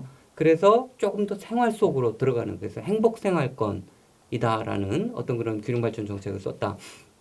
문재인 정부 때는 실제 이제 지방분권형 균형발전을 표방을 하면서 도시재생 뉴딜 사업이 좀 대표적인 사업이죠. 50조 사업이기 때문에 이거를 이제 기초지자체 단위로 좀 이제 지역을 활성화시키려는 논의.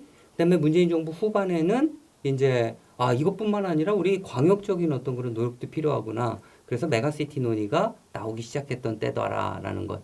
정부가 지날 때마다 이런 전체 그러면 우리가 공간 균형을 맞춰야 되는데 이 균형은 226개 기초인가? 아니면은 그냥 17개의 광역인가? 아니면 초광역 단위로 그것보다 더 이제 큰 단위로 균형 발전 정책이 나가야 되는가? 이거에 대해서 합의된 결론이 없었다라는 것.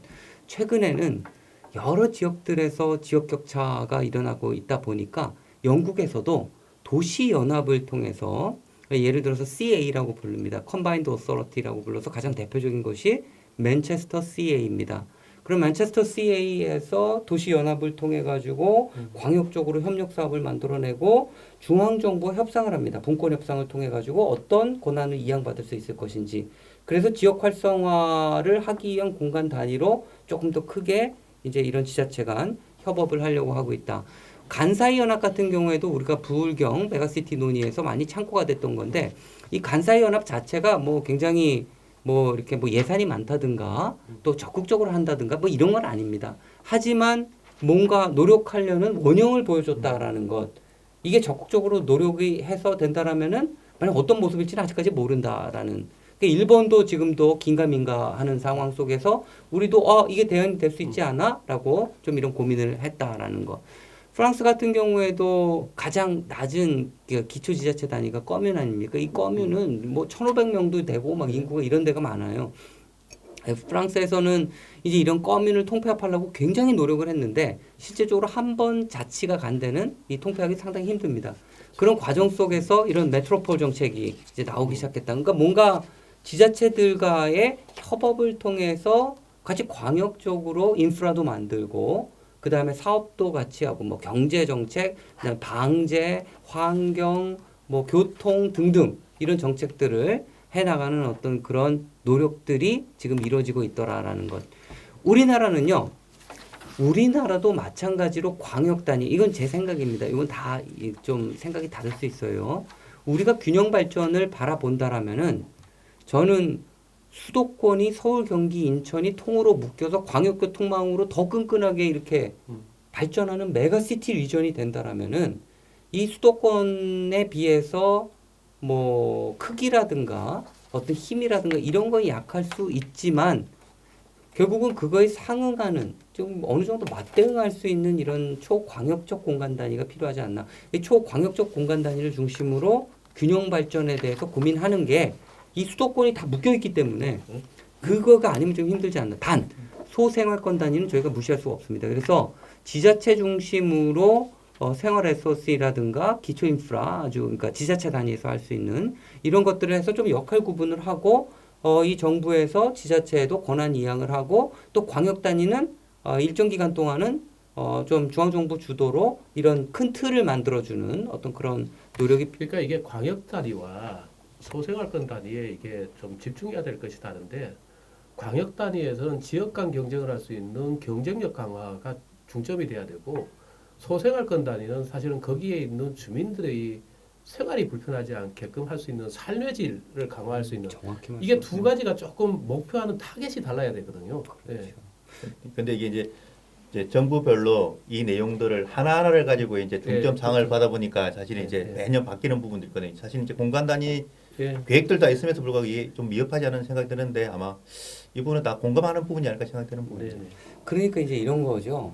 그러니까 이 그림을 보고 그냥 제가 이제 질문이 들었던 건 이런 거예요. 그러니까 질문을 할 수 있는 거는 마을 만들기 사업이 균형 발전 정책을 하는 그런 사업으로 되는가? 뭐 맞아요.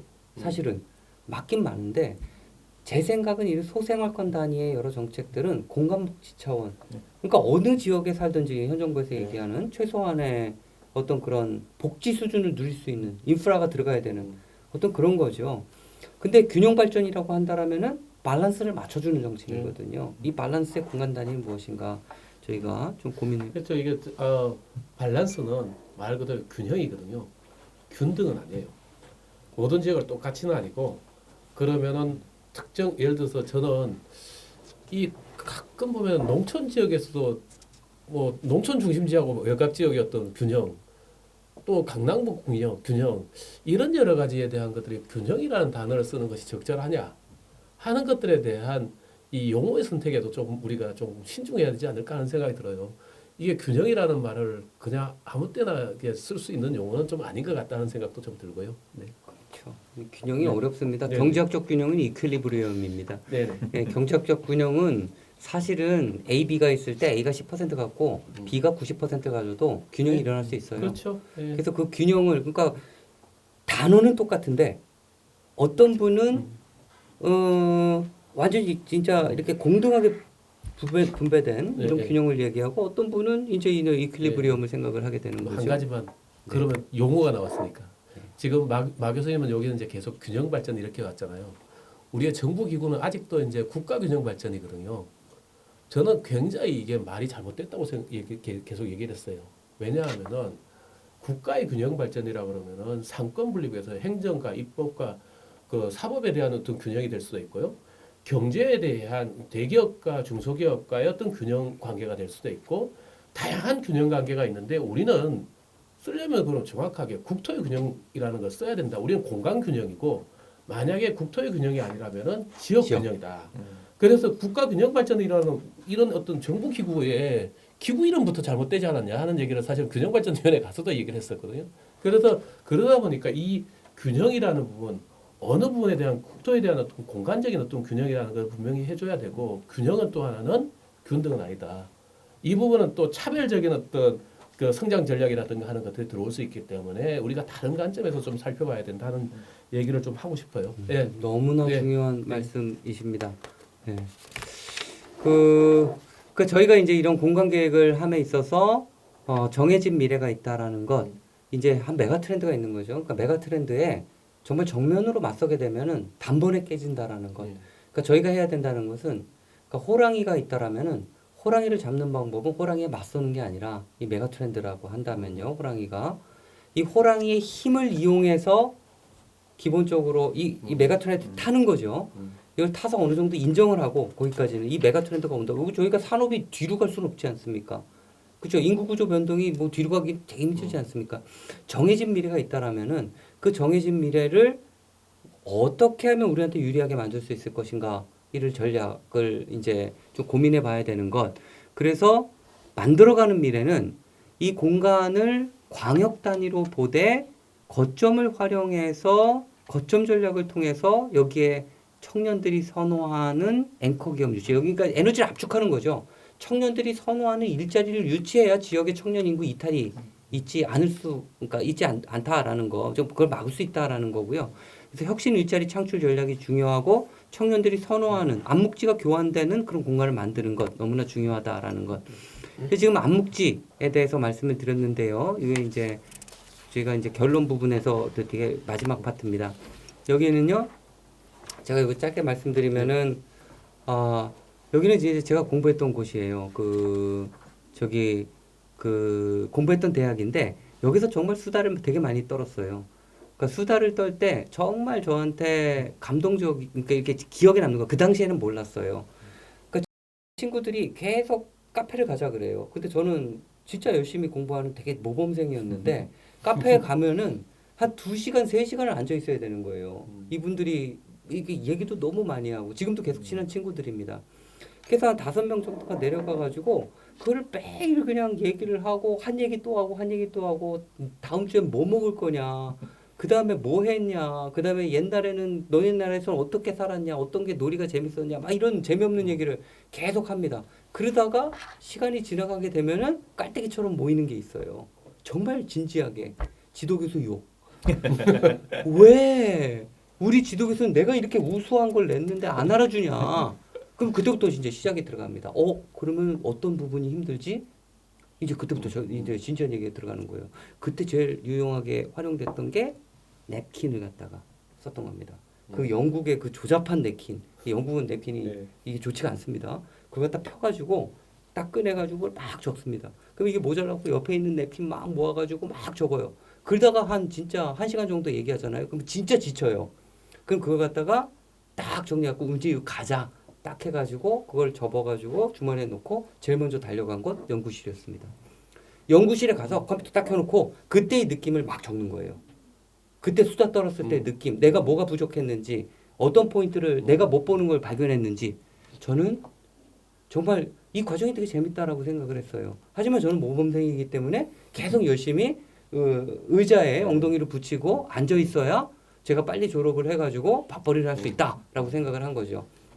나중에 아주 재밌게 하셨네요. 그렇죠. 제가 그렇게 모범생으로 지내가지고 그 박사 기간도 상당히 짧았습니다. 그래서 아무튼 저는 이제 어떻게 해가지고 한국에 들어와서 막 있는데 전화가 계속 오는 거예요. 그 친구들 3명이 저랑 정말 친하던 친구들 런던 대학 교수로 임명이 됐습니다. 한 명 옥스퍼드로 갔습니다. 그리고 저는 그때 충격을 받았죠. 이 친구들은 어떻게 이렇게 공부를 안 하는데 어떻게 뭐를 봤을까? 그때 이제 이런 생각이 딱 들었던 거예요. 아, 이 친구들은 암묵지를 활용했구나. 이게 내공을 키우는 어떤 힘이었구나. 전 정말 그 부분에 대해서 믿고 있는데 이 암묵지가 전수되는 거 저희가 보시면요. 자전거 잘 타는 거 제가 매뉴얼로 잘 적어가지고 한 200페이지짜리 들어갖고 그걸 열심히 5번 읽어갖고 자전거 탈 수 있는 사람 없습니다. 그쵸? 여기 김치명이 김치 잘 만드는 거 이거를 갖다가 너무 잘 만드는데 이분이 막 말로 설명하고 막 매뉴얼로 적고 안 됩니다. 그쵸? 이 암묵지를 제일 쉽게 얻을 수 있는 것 이분이랑 가까워지면 됩니다. 가까워서 옆에서 보는 겁니다. 어떻게 자전거를 타지? 어떨 때 넘어지지? 그리고 자기 연습하고 그리고 시행 과정 속에서 자기가 익히는 어떤 그런 거를 택하는 거죠. 암묵지는 공식지랑 다르다라는 것.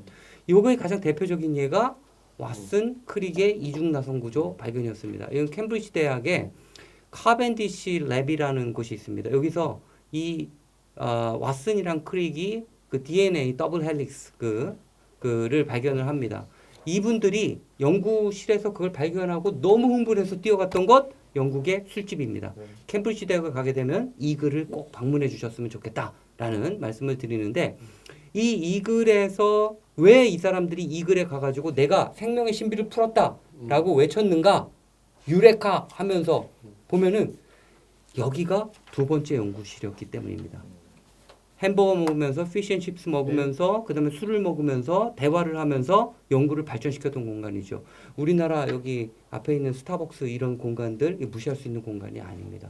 이런 공간 속에서 교환되는 여러 가지 유사하게 것들이 생각하면 사실은 뭐 계속 나오겠지만 저희가 학회에서도 정식으로 세미나 다 하고 나서 거기서 뭐 그러고 나왔지만 실제로 정말로 중요한 정보를 얻는 것은 그 뒤풀이 가서 맥주 한잔 하면서 훨씬 더 중요한 정보들을 거기서 얻어가거든요. 저 재밌는 건 이제 IT 기업들은 절대 비대면 회의를 안 합니다.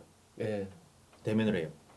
네. 이게 우리는 저는 이제 학교 다닐 3차 산업혁명 그때 이야기를 3차 산업혁명 비대면이고 그다음에 뭐 재택근무 늘어날 것인데 실제로 3차 산업혁명 때문에 재택근무 늘어날 어차피 인프라를 갖추기 때문에 그렇지만 실제는 코로나가 더 큰 영향을 미쳤거든요. 이게 이제 그 우스갯소리 그런데 이제 실제로는 우리가 아는 최첨단 IT 기업일수록 대면 100% 대면 맞습니다. 대면 그게 이제 이런 정보라는 게 이제 사람과의 대면에서 그리고 그래서 저는 이런 것들이 사실은 지역에서 더 활발하게 이루어질 때 보는 사람 입장이거든요. 왜냐하면 더 사실은 모든 혁신 공간들이 예. 사실은 그런 대면을 하는 곳에서 나타나잖아요. Face to face. 결국은 그렇죠.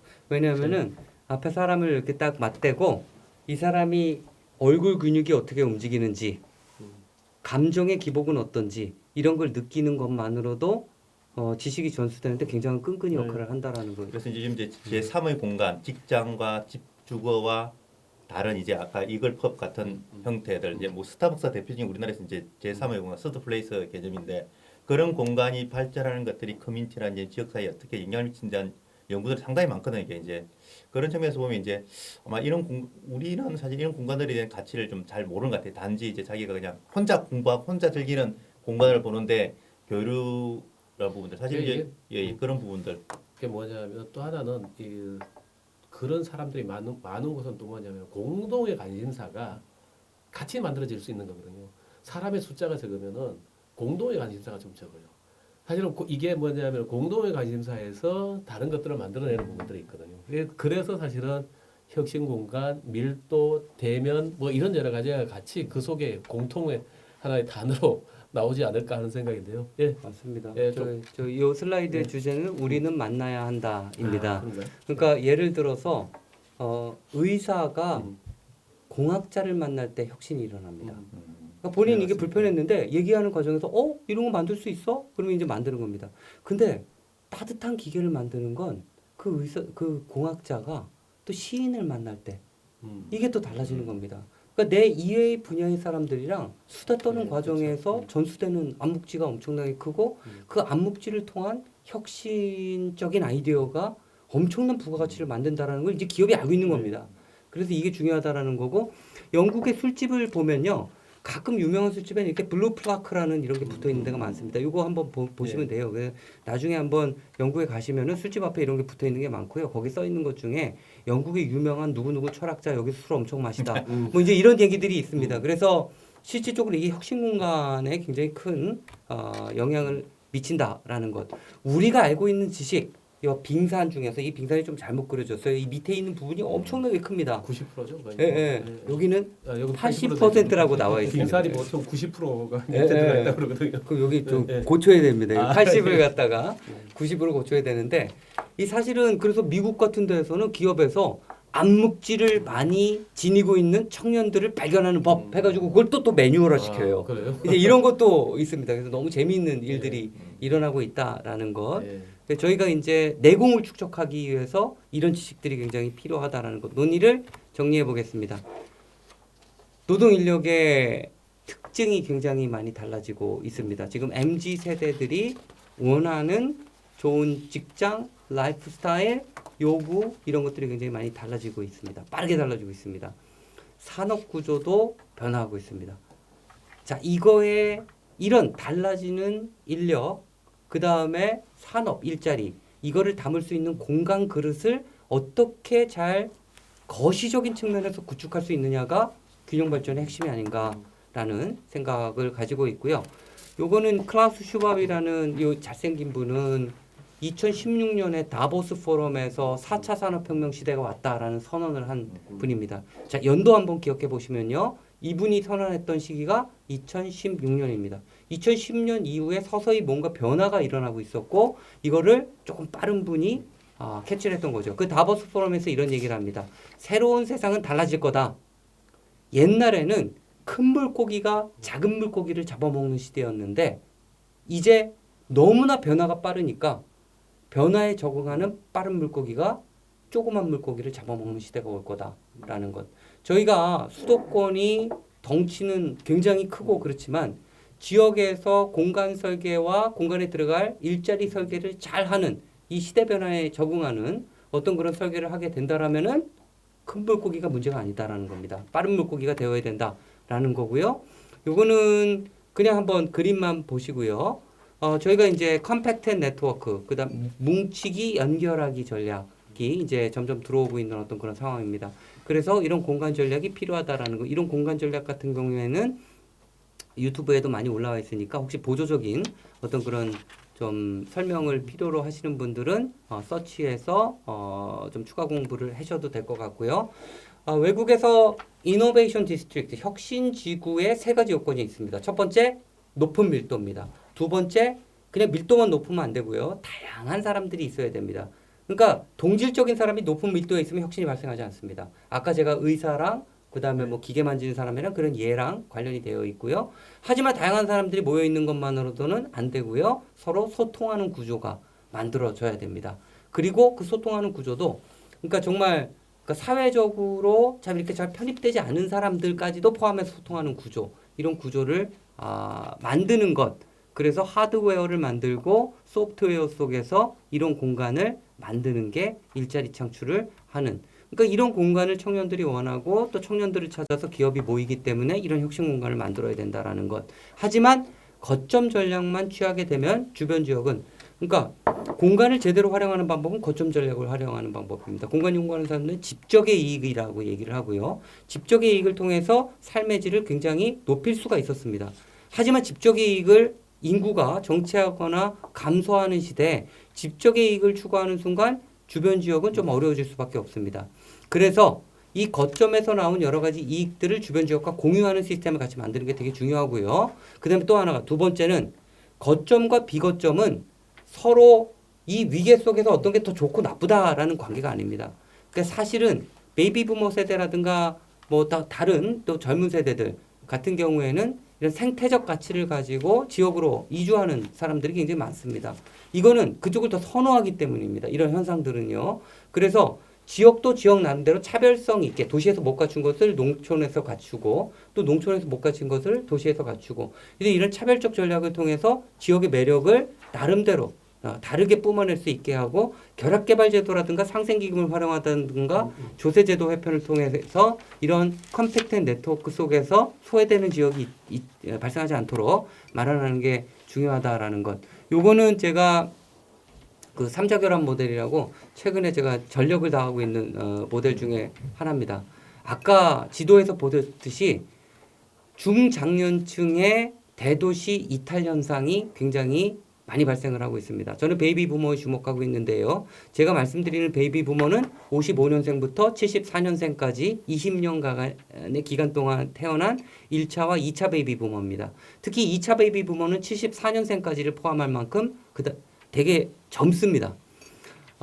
이런 베이비 부머들의 대도시 탈출이 은퇴와 맞물려서 일어나고 있는 상황 속에서 이분들의 욕구는 인생 이모작을 하고 싶어 합니다. 그래서 실질적으로 이런 베이비 부머 계층이 시골 지역으로 가서 일자리와 중소기업과 연결되고 또 쾌적한 환경에 거주할 수 있는 이 모델을 구축을 하게 된다라면은 메가 트렌드 속에서 정말 귀중한 자원이지만 소외될 수 있는 3자가 있는데 그 3자가 첫 번째 베이비 부머, 그다음에 두 번째 대기업, 중소기업 구조 속에서 중소기업이 정말 어려워질 것이다.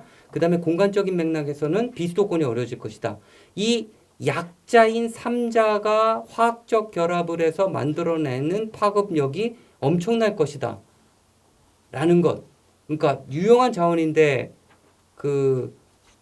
뭐 조금 센 표현입니다만 잉여화될 가능성이 있는 이 메가 트렌드 속에서 이 3자가 어떻게 결합하는지가 저는 대한민국 미래와 관련되어 있다라는 것.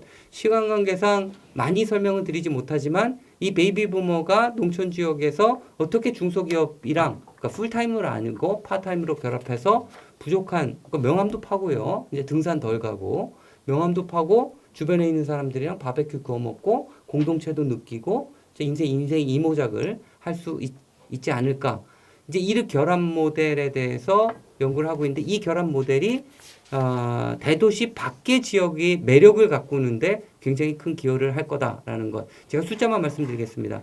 베이비 부머는요. 1685만 정도입니다. 대한민국의 3분의 1 정도를 차지하고 있고요. 이 3분의 1의 인구가 내년부터 58 개띠가 65세 인구로 들어가게 됩니다. 우리나라에서 65세 인구로 들어간다는 의미는 굉장히 큽니다. 사회에서 굉장히 많은 시그널을 보내기 때문에 열심히 일한 당신 쉬십시오. 근데 65세가 굉장히 젊습니다. 실질적으로 이 체력적인 조건이라든가 능력적인 조건을 보면 이분들이 일하는 구조를 만들어야 됩니다. 인생 이모작을 할 수 있는 구조를 이런 모델 속에서 만들었으면 좋겠다라는 것. 요 네 가지를 정리하면서 오늘 강의 마치도록 하고 토론으로 갔으면 좋겠습니다. 이상입니다. 아이고 우리 마 교수님 수고하셨습니다.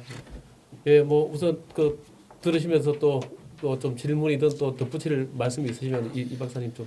근데 마지막에 이제 그 3자 결합 모델 말씀하신 부분인데 사실 그 고민들이 엄청나게 많은 것 같습니다. 네. 지금 아까도 이제 말씀드렸지만 이제 50대 이상의 이제 그 사람들이 지역으로 이주를 상고도 많이 하시거든요. 이게. 네. 그랬을 때 그분들이 이제 좀 더 편하게 살 수 있는 분들 어차피 이제 사실은 지방으로 가시는 분들이 고소득을 원하는 게 아니거든요. 이게. 그렇다고 문화복지를 엄청 혜택을 받으러 가는 사람들이 아니에요.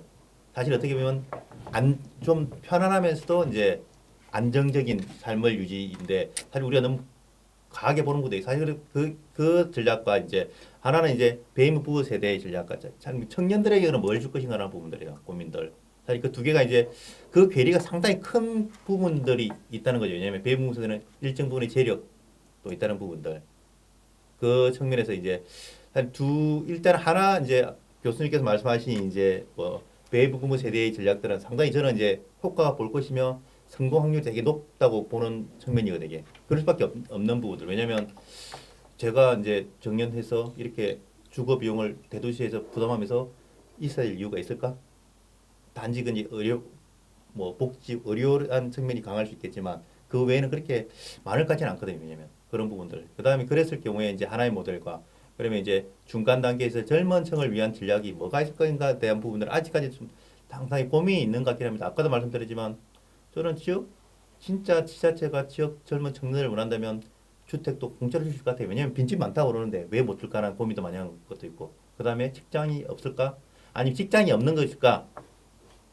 아니면 가고 싶은 직장이 없는 거죠, 그죠? 직장이 없는 게 아니고 사실은 원하는 직장이 없는 거죠. 그런 걸 만들 수 있는 것들이 뭘까라는 부분들을 사실 좀 다양한 트랙이 있을 것 같긴 한 부분들. 그렇기 때문에 아까 말한 교육이라는 부분들 중요하고 대학이라는 것도 중요하고 저는 그래서 저는 지역에서 가장 중요한 게 이제 지역에 있는 기업들의 역할이 상당히 중요하다고 보는 입장이거든요. 왜냐면 지역이 그 기업도 살려면 지자체와 연계될 부분이고 일자리도 이제 뭐 우수한 인력들도 하려면 지자체와 지역 기업과 그런 네트워크를 어떻게 만드는가에 따라서 그래서 그런 부분에서 우리는 사실은 좀 지역 균형이나 지역의 역할에서 지역에 있는 기업을 상당히 좀 배제시키는 게 많은 것 같아요. 모든 정책에 있어서. 그럼 진짜 지역에서 원하는 인재가 뭔지에 대한 진정 고민들이 있느냐는 부분들이거든요. 그런 부분들. 그랬을 때 매칭시켜주는 역할이 있을 텐데 지역에서 원하는 인재를 지역에서 있는 부분들. 저는 그래서 최근에 이제 뭐 다른 연구기관에서 제가 설문조사 봤는데 이제 지역 인재 채용에 대해서 어떻게 생각하느냐라고 묻더라 보니까 이게 비교를 해서 저는 적극 찬성이다. 왜냐하면 일본 전략이 그거죠. 일본에서도 이제 지방 상생 전략에 있어서 가장 반대했던 게 뭐냐면 왜 지역에서 지역 대학 출신들을 80% 의무 채용해야 되느냐 반대론이 많은 거예요. 왜냐하면 그 지역 대학 나온 사람이 그 지역 친구들이 아니지 않느냐. 근데 그거는 정부 정책의 단어예요. 그건 너는 단기적인 시각이다라는 거죠.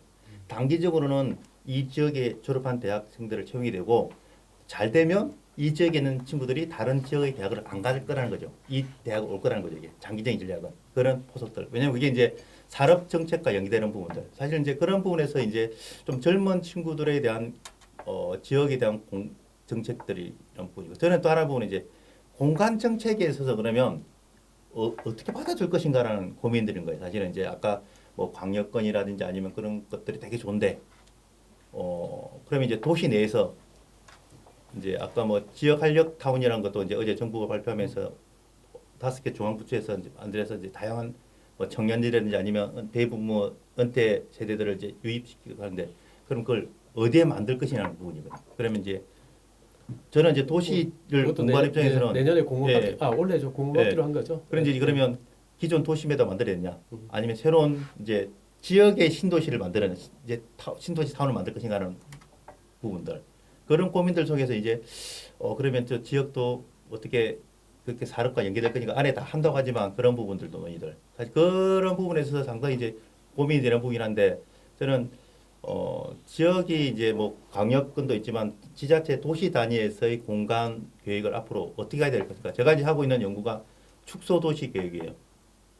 다 인구가 줄고 잉여되는 사회에서 그러면 이 공간들을 어떻게 앞으로 재배치해야 될 것인가라는 아까 교수님께서 일부 이제 뭐 복합 개발인가 논의를 하셨는데 이제 뭐 축소 도시 계획이라는 용어는 되게 부정적으로 생각하시더라고 보니까요. 저는 축소 도시 전략은 아까 말씀하신 공간 복지 전략이라고 보는 거거든요. 이게 왜냐하면 도시가 뭐 인구가 줄어든다고 해서 모든 걸 버릴 것인가 그런 거 아니기 때문에 그런 이제 큰 균형 발전 속에서 이 도시에서의 복지 전략을 어떻게 공간 복지 전략을 어떻게 하신가 그것도 연계가 돼야 되는데 사실은 이제 광역 계획과 또 이제 뭐 생활권 뭐 하고 도시 계획들이 전혀 이제 연계고리가 없다 보니까 요건 좋은 것 같고 요건 나쁘다 아니고 요걸 생각하더라도 이것도 고민해야 되고 연결고리 이제 정책적 연결 속에서 이제 다양한 산업도 있고 교육도 있고 그런 부분에 대한 고민들이 있는 부분인데 사실은 여기 마지막에 이제 그래서 컨트롤 타워가 있어야 되느냐라고 하는데 이제 지금의 이제 그 인구 감소 지역은 행정안전부가 완전히 컨트롤 타워를 하는 것 같고 거기서 이제 복지부라 산업부라 아니면 중소기업 벤처부라 아니면 국토교통부를 끌어가는 형태이긴 하거든요. 그랬을 때 그러면 저는 개인적으로 국가균형발전위원회는 뭘 할까라는 고민들이 생기는 거예요. 사실 어떻게 보면 이제 그런 정책 속에서 행정안전부가 공간지에 대한 개념을 이해하실까?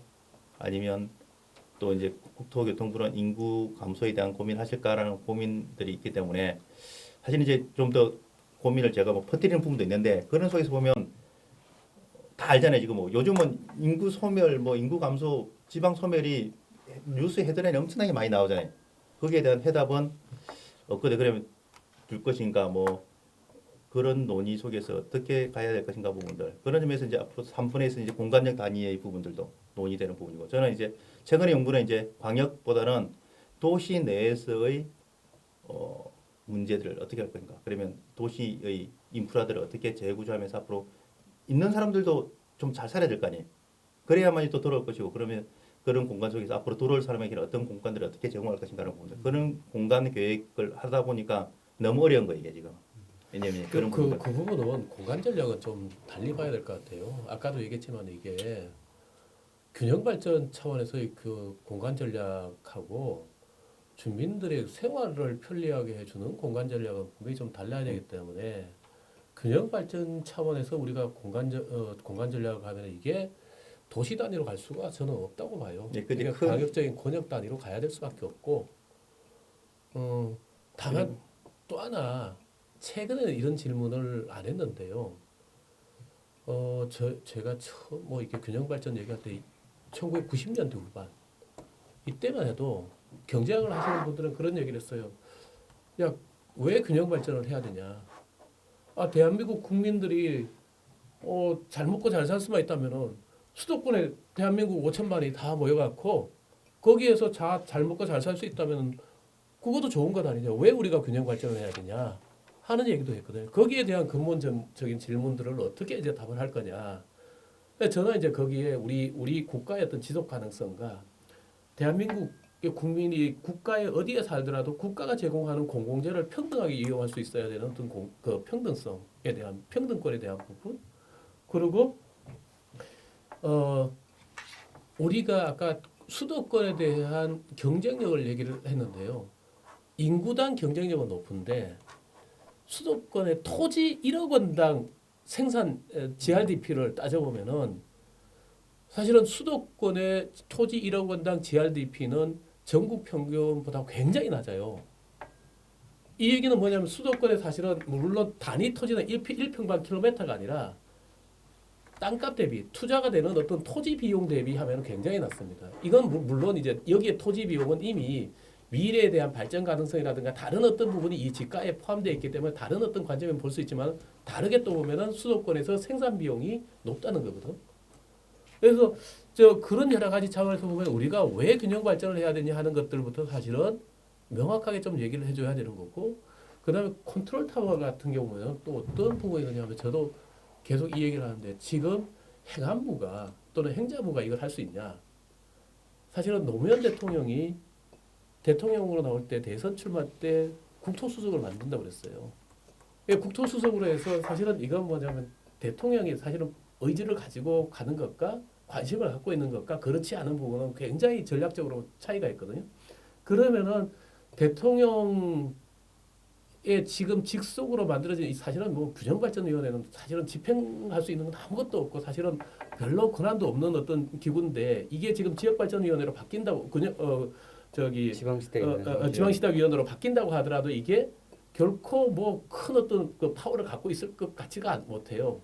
그러면은 이게 총리실에서 전체 그 부처를 관장할 수 있는 그 균형 발전을 할 수 있는 각 부처마다 지금 다 따로따로 떨어져 있거든요. 산업부, 교육부 뭐 각기 이게 떨어져 있는 이거를 전체적으로 컨트롤할 수 있는 어떤 총리실 산하에 둘 것인지 이런 어떤 부분에 대한 것들이 또 고민이 돼야 되고 저는 사실은 굉장히 회의적으로 보는 것 중에 하나가 지금처럼 갈 경우에 지금 현재는 아직까지는 우리 지역구에서 선출하는 국회의원들이 비수도권의 국회의원 숫자가 한 5명 정도 많아요. 지금처럼 이제 평등권이 강조가 되면은 제 생각에 한 다다음 번 정도 되면은 역전이 될 수 있다. 그러면 어떤 부분에 문제가 되냐면은 과거에 1919년에 도시계획법을 일본에서 제정할 때도 문제가 됐던 것은 집행권이 없었거든 예산. 왜 농촌지역 국회의원들이 도시계획법 만들어서 도시지역에서 국가의 재원을 써서 하겠다는 것은 반대를 했거든요. 지금 반대의 경우에는 이제는 수도권의 국회의원 수가 과반수 이상이 넘어가는 순간부터 국가의 균형 발전에 대한 부분, 비수도권에 돈을 쓰고 하는 것들이 굉장히 어려워질 수 있어요. 그렇다면 저는 뭐 그 전부터 좀 강조를 했던 것이 여기에서 이 차원에서 할 수 있는 얘기는 아니지만은 국회 야원제 필요하다. 실제로 사실, 지금 국회 국토교통위 소속에 있어서 비수도권 의원은 한 분밖에 안 계세요. 그러니까요. 국토교통위에. 그렇습니다. 예, 예, 네. 예. 그거는 이제 제가 최근에 이제 국회에 가서 회의하면서 느낀 부분이고, 사실은 이제 아까 말씀하신 부분인데 수도권 설립이 대가 제목인데 사실은 수도권 대가가 지금 일어난 현상 같아요. 사실은 우리가 지금 안고 있는 모든 현상이 이제 쏠림이 대가이긴 한데, 저는 뭐 수도권을 뭐 대응할 수 있는 뭐 그런 뭐 다른 근형을 만들어야냐라고 그것까지 아니더라도 서로가 사실은 어떻게 보면 좀 견제와 균형의 역할을 할 수 있는 무게중심이 된다고 생각하는 거거든요. 왜냐하면 수도권은 지방과의 경쟁이 아니고 사실은 어떻게 보면 세계 글로벌 경제와의 대응의 축이지 국내에서 그걸 다 먹이사슬을 갖고 하는 건 아니거든요. 예, 저는 두 가지가 다 필요하다고 보는데, 예. 그런 부분에서 이제 사실은 뭐 일본도 사실은 일본 도쿄권이 사실은 뭐 인구 한 30% 정도밖에 안 되거든요. 일본에서 3천만 4천만이니까 1억 2천만 명이라서 그러므로 해서 수도권 집중해서 엄청나게 논의가 많은데 우리는 50%가 이상 간 상황에서 사실은 그런 상황에서 지금 이제 수도권에 대한 계속 집중에 대한 논의를 이제 그냥 뭐 이게 바람직 현상이라고 보는 것들도 이상한 느낌이고요. 왜냐면 이게 그럼 다른 국가의 시각들은 다른 국가에서는 그렇지 않잖아요. 수도권 집중이라는 것들이. 하나 또 여쭤보면은 요즘에는 그래도 기농기촌이 좀 있잖아요. 네, 많습니다. 앞으로도 이럴까요? 저는 지금 아까 우리 마 교수님 뭐 우리 65세가 굉장히 중요한 의미를 얘기를 한다고 그러지만은 2000년대 지금 우리 시대의 연령은 우리 시대의 연령 곱하기 0.7 내지는 0.8 정도로 곱하면 1980년대의 연령이래요. 그러면 지금 60대다 그러면 0.7 내지 0.8을 보면 약 한 40대 중반이에요. 그러면 1980년에도 40대 중반이거든요. 근데 이 지금의 정년은 그 전에 만들어졌어. 우리의 평균 수명이 60세, 65세가 되기 이전에 사실은 지금 정년이에요. 그러면은 지금의 노인 인구가 65세로 정의가 돼 있는데 지금처럼 저출산의 구조가 되었을 경우는 지금 이 정년 구조를 가져갈 수가 없다고 봐요. 기업도 그렇고 공공부문도 그렇고. 그럼 정년이라든가 하는 걸 연장할 수밖에 없고.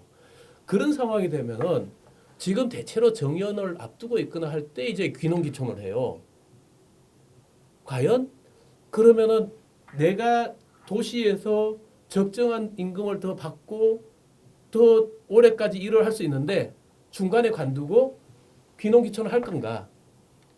그 개념보다는 개념 자체가 달라질 것 같아요. 왜냐하면 그러니까 저는 조금 이제 다른 어떤 이제 부분이- 예. 멀티 에비테이션 개념이 이제 뭐 그러면 독일처럼 이제 복수 주거지 제도라는 예. 것들. 왜냐하면 이제 그게 이제 뭐 독일에서는 그걸 통해서 이제 지방 세수도 확대하는 방법도 될 수 있는 거고 일본에서도 이제 사실은 멀티 에비테이션을 풀었거든요. 이게 왜냐하면 예, 예. 우리는 이 뭐 한 집을 한 채 가진 게 중요한 게 아니고 다른 지역에 왜냐하면 그렇죠. 교류함으로써 생기는 이제 지역 균형 발전 그 지역에 대한 이제 소득을 높이는 것도 있고 거기서 소비가 활성화되니까 요즘 이제 인구 감소 지역 지원 특별법 보면 생활 인구라는 네. 개념도 생겼잖아요, 사실 예, 뭐 그죠? 생활인구, 생활 인구라는 예. 이제 관계 인구라는 개념들이 네. 있기 때문에 아마 그런 개념으로서 또 이제 모든 사람을 다 여기 살아야 된다는 개념보다는 뭐 하루를 살든 이틀 살더라도 그리고 또 이제 뭐 5일 뭐 2일 말씀하지만 그런 개념으로도 이제 오도 이게 이촌. 그런 예. 개념 그게 이제 뭐 어떻게 이촌보다는 더 많이 살 수 있을 것 같은 느낌이기 때문에 사실은 사도 삼촌. 그렇죠. 사도 그럴 수도 있고요. 그런 개념들이 있기 때문에 네. 그런 개념들이 어떻게 보면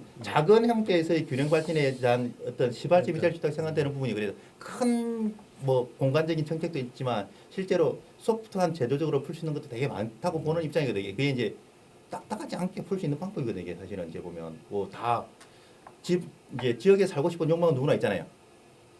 이제 있지만 못 사는 이유들이 있거든요. 왜냐하면 실제로 땅을 300 이상 사지를 못해요. 저희는 1,000제곱미터 이상 사면 이제 농지법에 유예돼요. 저희는. 경자유전을 예, 지게 되죠. 이게 그 그런 부분은 이제 부분들도 앞으로 이제 그런 것도 제도는 있고, 바뀔 수 있는 예, 부분들인데 그런 것도 있고 네. 이제 단순한 부분이지만 그런 것들도 있기 때문에 이제 그런 부분들 사실 이제 축소 도시 이런 연구다 보니까 이제 사실은 이제 뭐 이제 고향사랑 기부제도 있고 이제 그런 걸 많이 허들어 보니까 지금 정부적으로도 많이 허들고 있는 정책도 있긴 하기 때문에 그런 부분도 있고 사실은 아까 이제 교수님께서 말씀하신 저는 아까 이제 빠른 혁신 공간 빠르게 이제 아까 이제 그 부분에서 지역이 어떻게 보면 새로운 기회의 공간이 빠르게 변할 수 있는 어떤 잠재 요소가 많다고 생각하는 부분인데 저는 대신 이제 지자체에서 어떻게 그만큼 받아줄 것인가라는 고민들이 많은 부분이거든요. 젊은이들도 사실 요즘 저도 이제 도시생하면서 전국 엄청나게 많이 가면 젊은 친구들이 엄청나게 많이 열심히 하고 있거든요. 변화가 엄청나게 보여요, 사실은. 수도권에서는 자본의 수만 움직일 수 있는 것들이 지방에서는 자본이 아닌 진짜 열정과 소자본과 열정으로서 완전히 변하거든요. 그런 부분들이 이제 변화인데 그게 어떤 파급 효과가 있을지 대한 부분들은 좀 이제 좀 시간이 있을지 모르겠지만 대신 빠른 혁신 공간으로서 변화할 수 있는 역량들을 엄청나게 많이 하는 것. 그게 이제 젊은 친구들에 대한 역량이지 않을까 하는 생각이 들어요. 사실은 대부분 분들은 거기까지 못할 거거든요, 사실 그건. 예, 잠깐 그러면은 마 교수님 마무리하시기 전에 우리 학생들 중에서 오늘 여기 학생들이 한 3분 계신데 혹시 질문이든 뭐 또 의견이든 얘기할 게 있으면 잠깐 얘기 듣고 우리 마 교수님 마무리 말씀을 좀 듣도록 할게요. 혹시 있어요? 저 이제 질문 아니고 코멘터리를 네. 하고 싶은데 이제 그 지역에 이제 청년 인구들 많이 좀 유치하기 위해서 새로운 산업, 3차 산업이나 4차 산업 위주로 이제 앵커 산업을 만들어서 하신다 하셨는데 이제 저 같은 경우는 제 생각에는 그것도 중요하지만 기존에 있는 산업을 좀 산업 내부적으로 좀 구조적으로 개선을 해가지고 고도화시키는. 예. 청년들이 원하는 사업 만드는 것이 아니라 기존에 있는 사업을 청년들이 원하는 대로 만드는 것도 좀 중요하다고 생각하는데요. 그 이유가 저는 이제 방학 때 이제 제가 이쪽 계통으로 좀 전공하다 보니까 그 소위 말하는 그 노가다를 뛰었거든요. 노가다 같은 경우가 수도권에는 일자리가 많고 사람 많아가지고 이제 사람이 그 오버플로우 되는 상황인데 충청도만 내려가도 임금은 높고 훨씬 더 조건이 좋은데 청년들이 안 와요. 근데 만약에 이 노가다라는 이 직종이 조금 더 인기가 많고 좀 구조적인 좀 안정된 그런 직업이었다면은 많은 사람들이 이제 그쪽을 가지 않았을까. 청년들도 특히 임금도 세고 하는 부분이 있어가지고 좀 더 그쪽 가지 않았을까 싶었는데 이게 좀 멸칭으로 노가다를 돌리고 하다 보니까 예. 아마 그런 것 때문에 좀 청년 인구가 부족하지 않았을까 그 이런 생각이 비슷한 얘기일 수도 있는데요. 최근에 로스쿨을 졸업한 변호사들이 그 변호사에 대한 초임을 지방 도시에서 1.5배를 준다고 해서 서울에서 안 내려갑니다. 사실은 그런 부분들이 결국은 뭐냐, 서울의 어뮤즈먼트라든가 여러 가지 엔터테인먼트는 다양한 것들이 있기 때문에 워라벨이든 뭐 이런 여러 가지들이 같이 작동을 하다 보니까 하는 부분이 있는데, 자, 오늘 우리 학생 질문 내전 코멘터리도 좀 들어봤고 우리 마 교수님의 마무리를 좀 해주시고 마치도록 하겠습니다. 아니 뭐 우리 강의를 하시면서 네, 혹시 예. 뭐 균형 발전 문제, 그러니까 오늘 말씀드린 내용은 이제 큰 방향성이고요. 오늘 말씀드린 내용은 좀 원론이라는 생각이 듭니다. 그러니까 원론도 중요하겠죠. 근데 이제 앞으로는 강론이 더 중요한 것 같습니다. 그러니까 만약 원론에 많은 분들이 공감을 해주신다면은 강론으로 들어가야 되는 거고요. 원론에서 공감 안 되는 부분이 있더라라 그러면 조금 더 논의를 통해서 이제 강론으로. 아무튼 저희한테 강론이 중요한 겁니다. 어떻게 해야 될 것인가. 되게 어렵기는 하지만 저희가 지금의 시기를 놓친다라면은 저희가 이제 임계점을 넘어서 다시 되돌이킬 수 없는 어떤 그런 상태로 가지 않을까라는 좀 불안감이 있습니다. 우리 모두 화이팅입니다. 예, 오늘 경실련 유튜브 대학 도시계획센터 유튜브 대학 도시 일반의 제 2강 수도권 쏠림에 대한 대가, 우리 국가 또 국토의 균형 발전 차원에서 우리가 마 교수님 모시고 강의를 들었습니다. 오늘 귀중한 말씀을 해주신 마강래 교수님, 그리고 토론을 해주신 이삼수 박사님 모두 감사드립니다. 오늘 수고 많으셨습니다. 감사합니다. 네, 감사합니다. 감사합니다. 수고하셨습니다. 네, 감사합니다.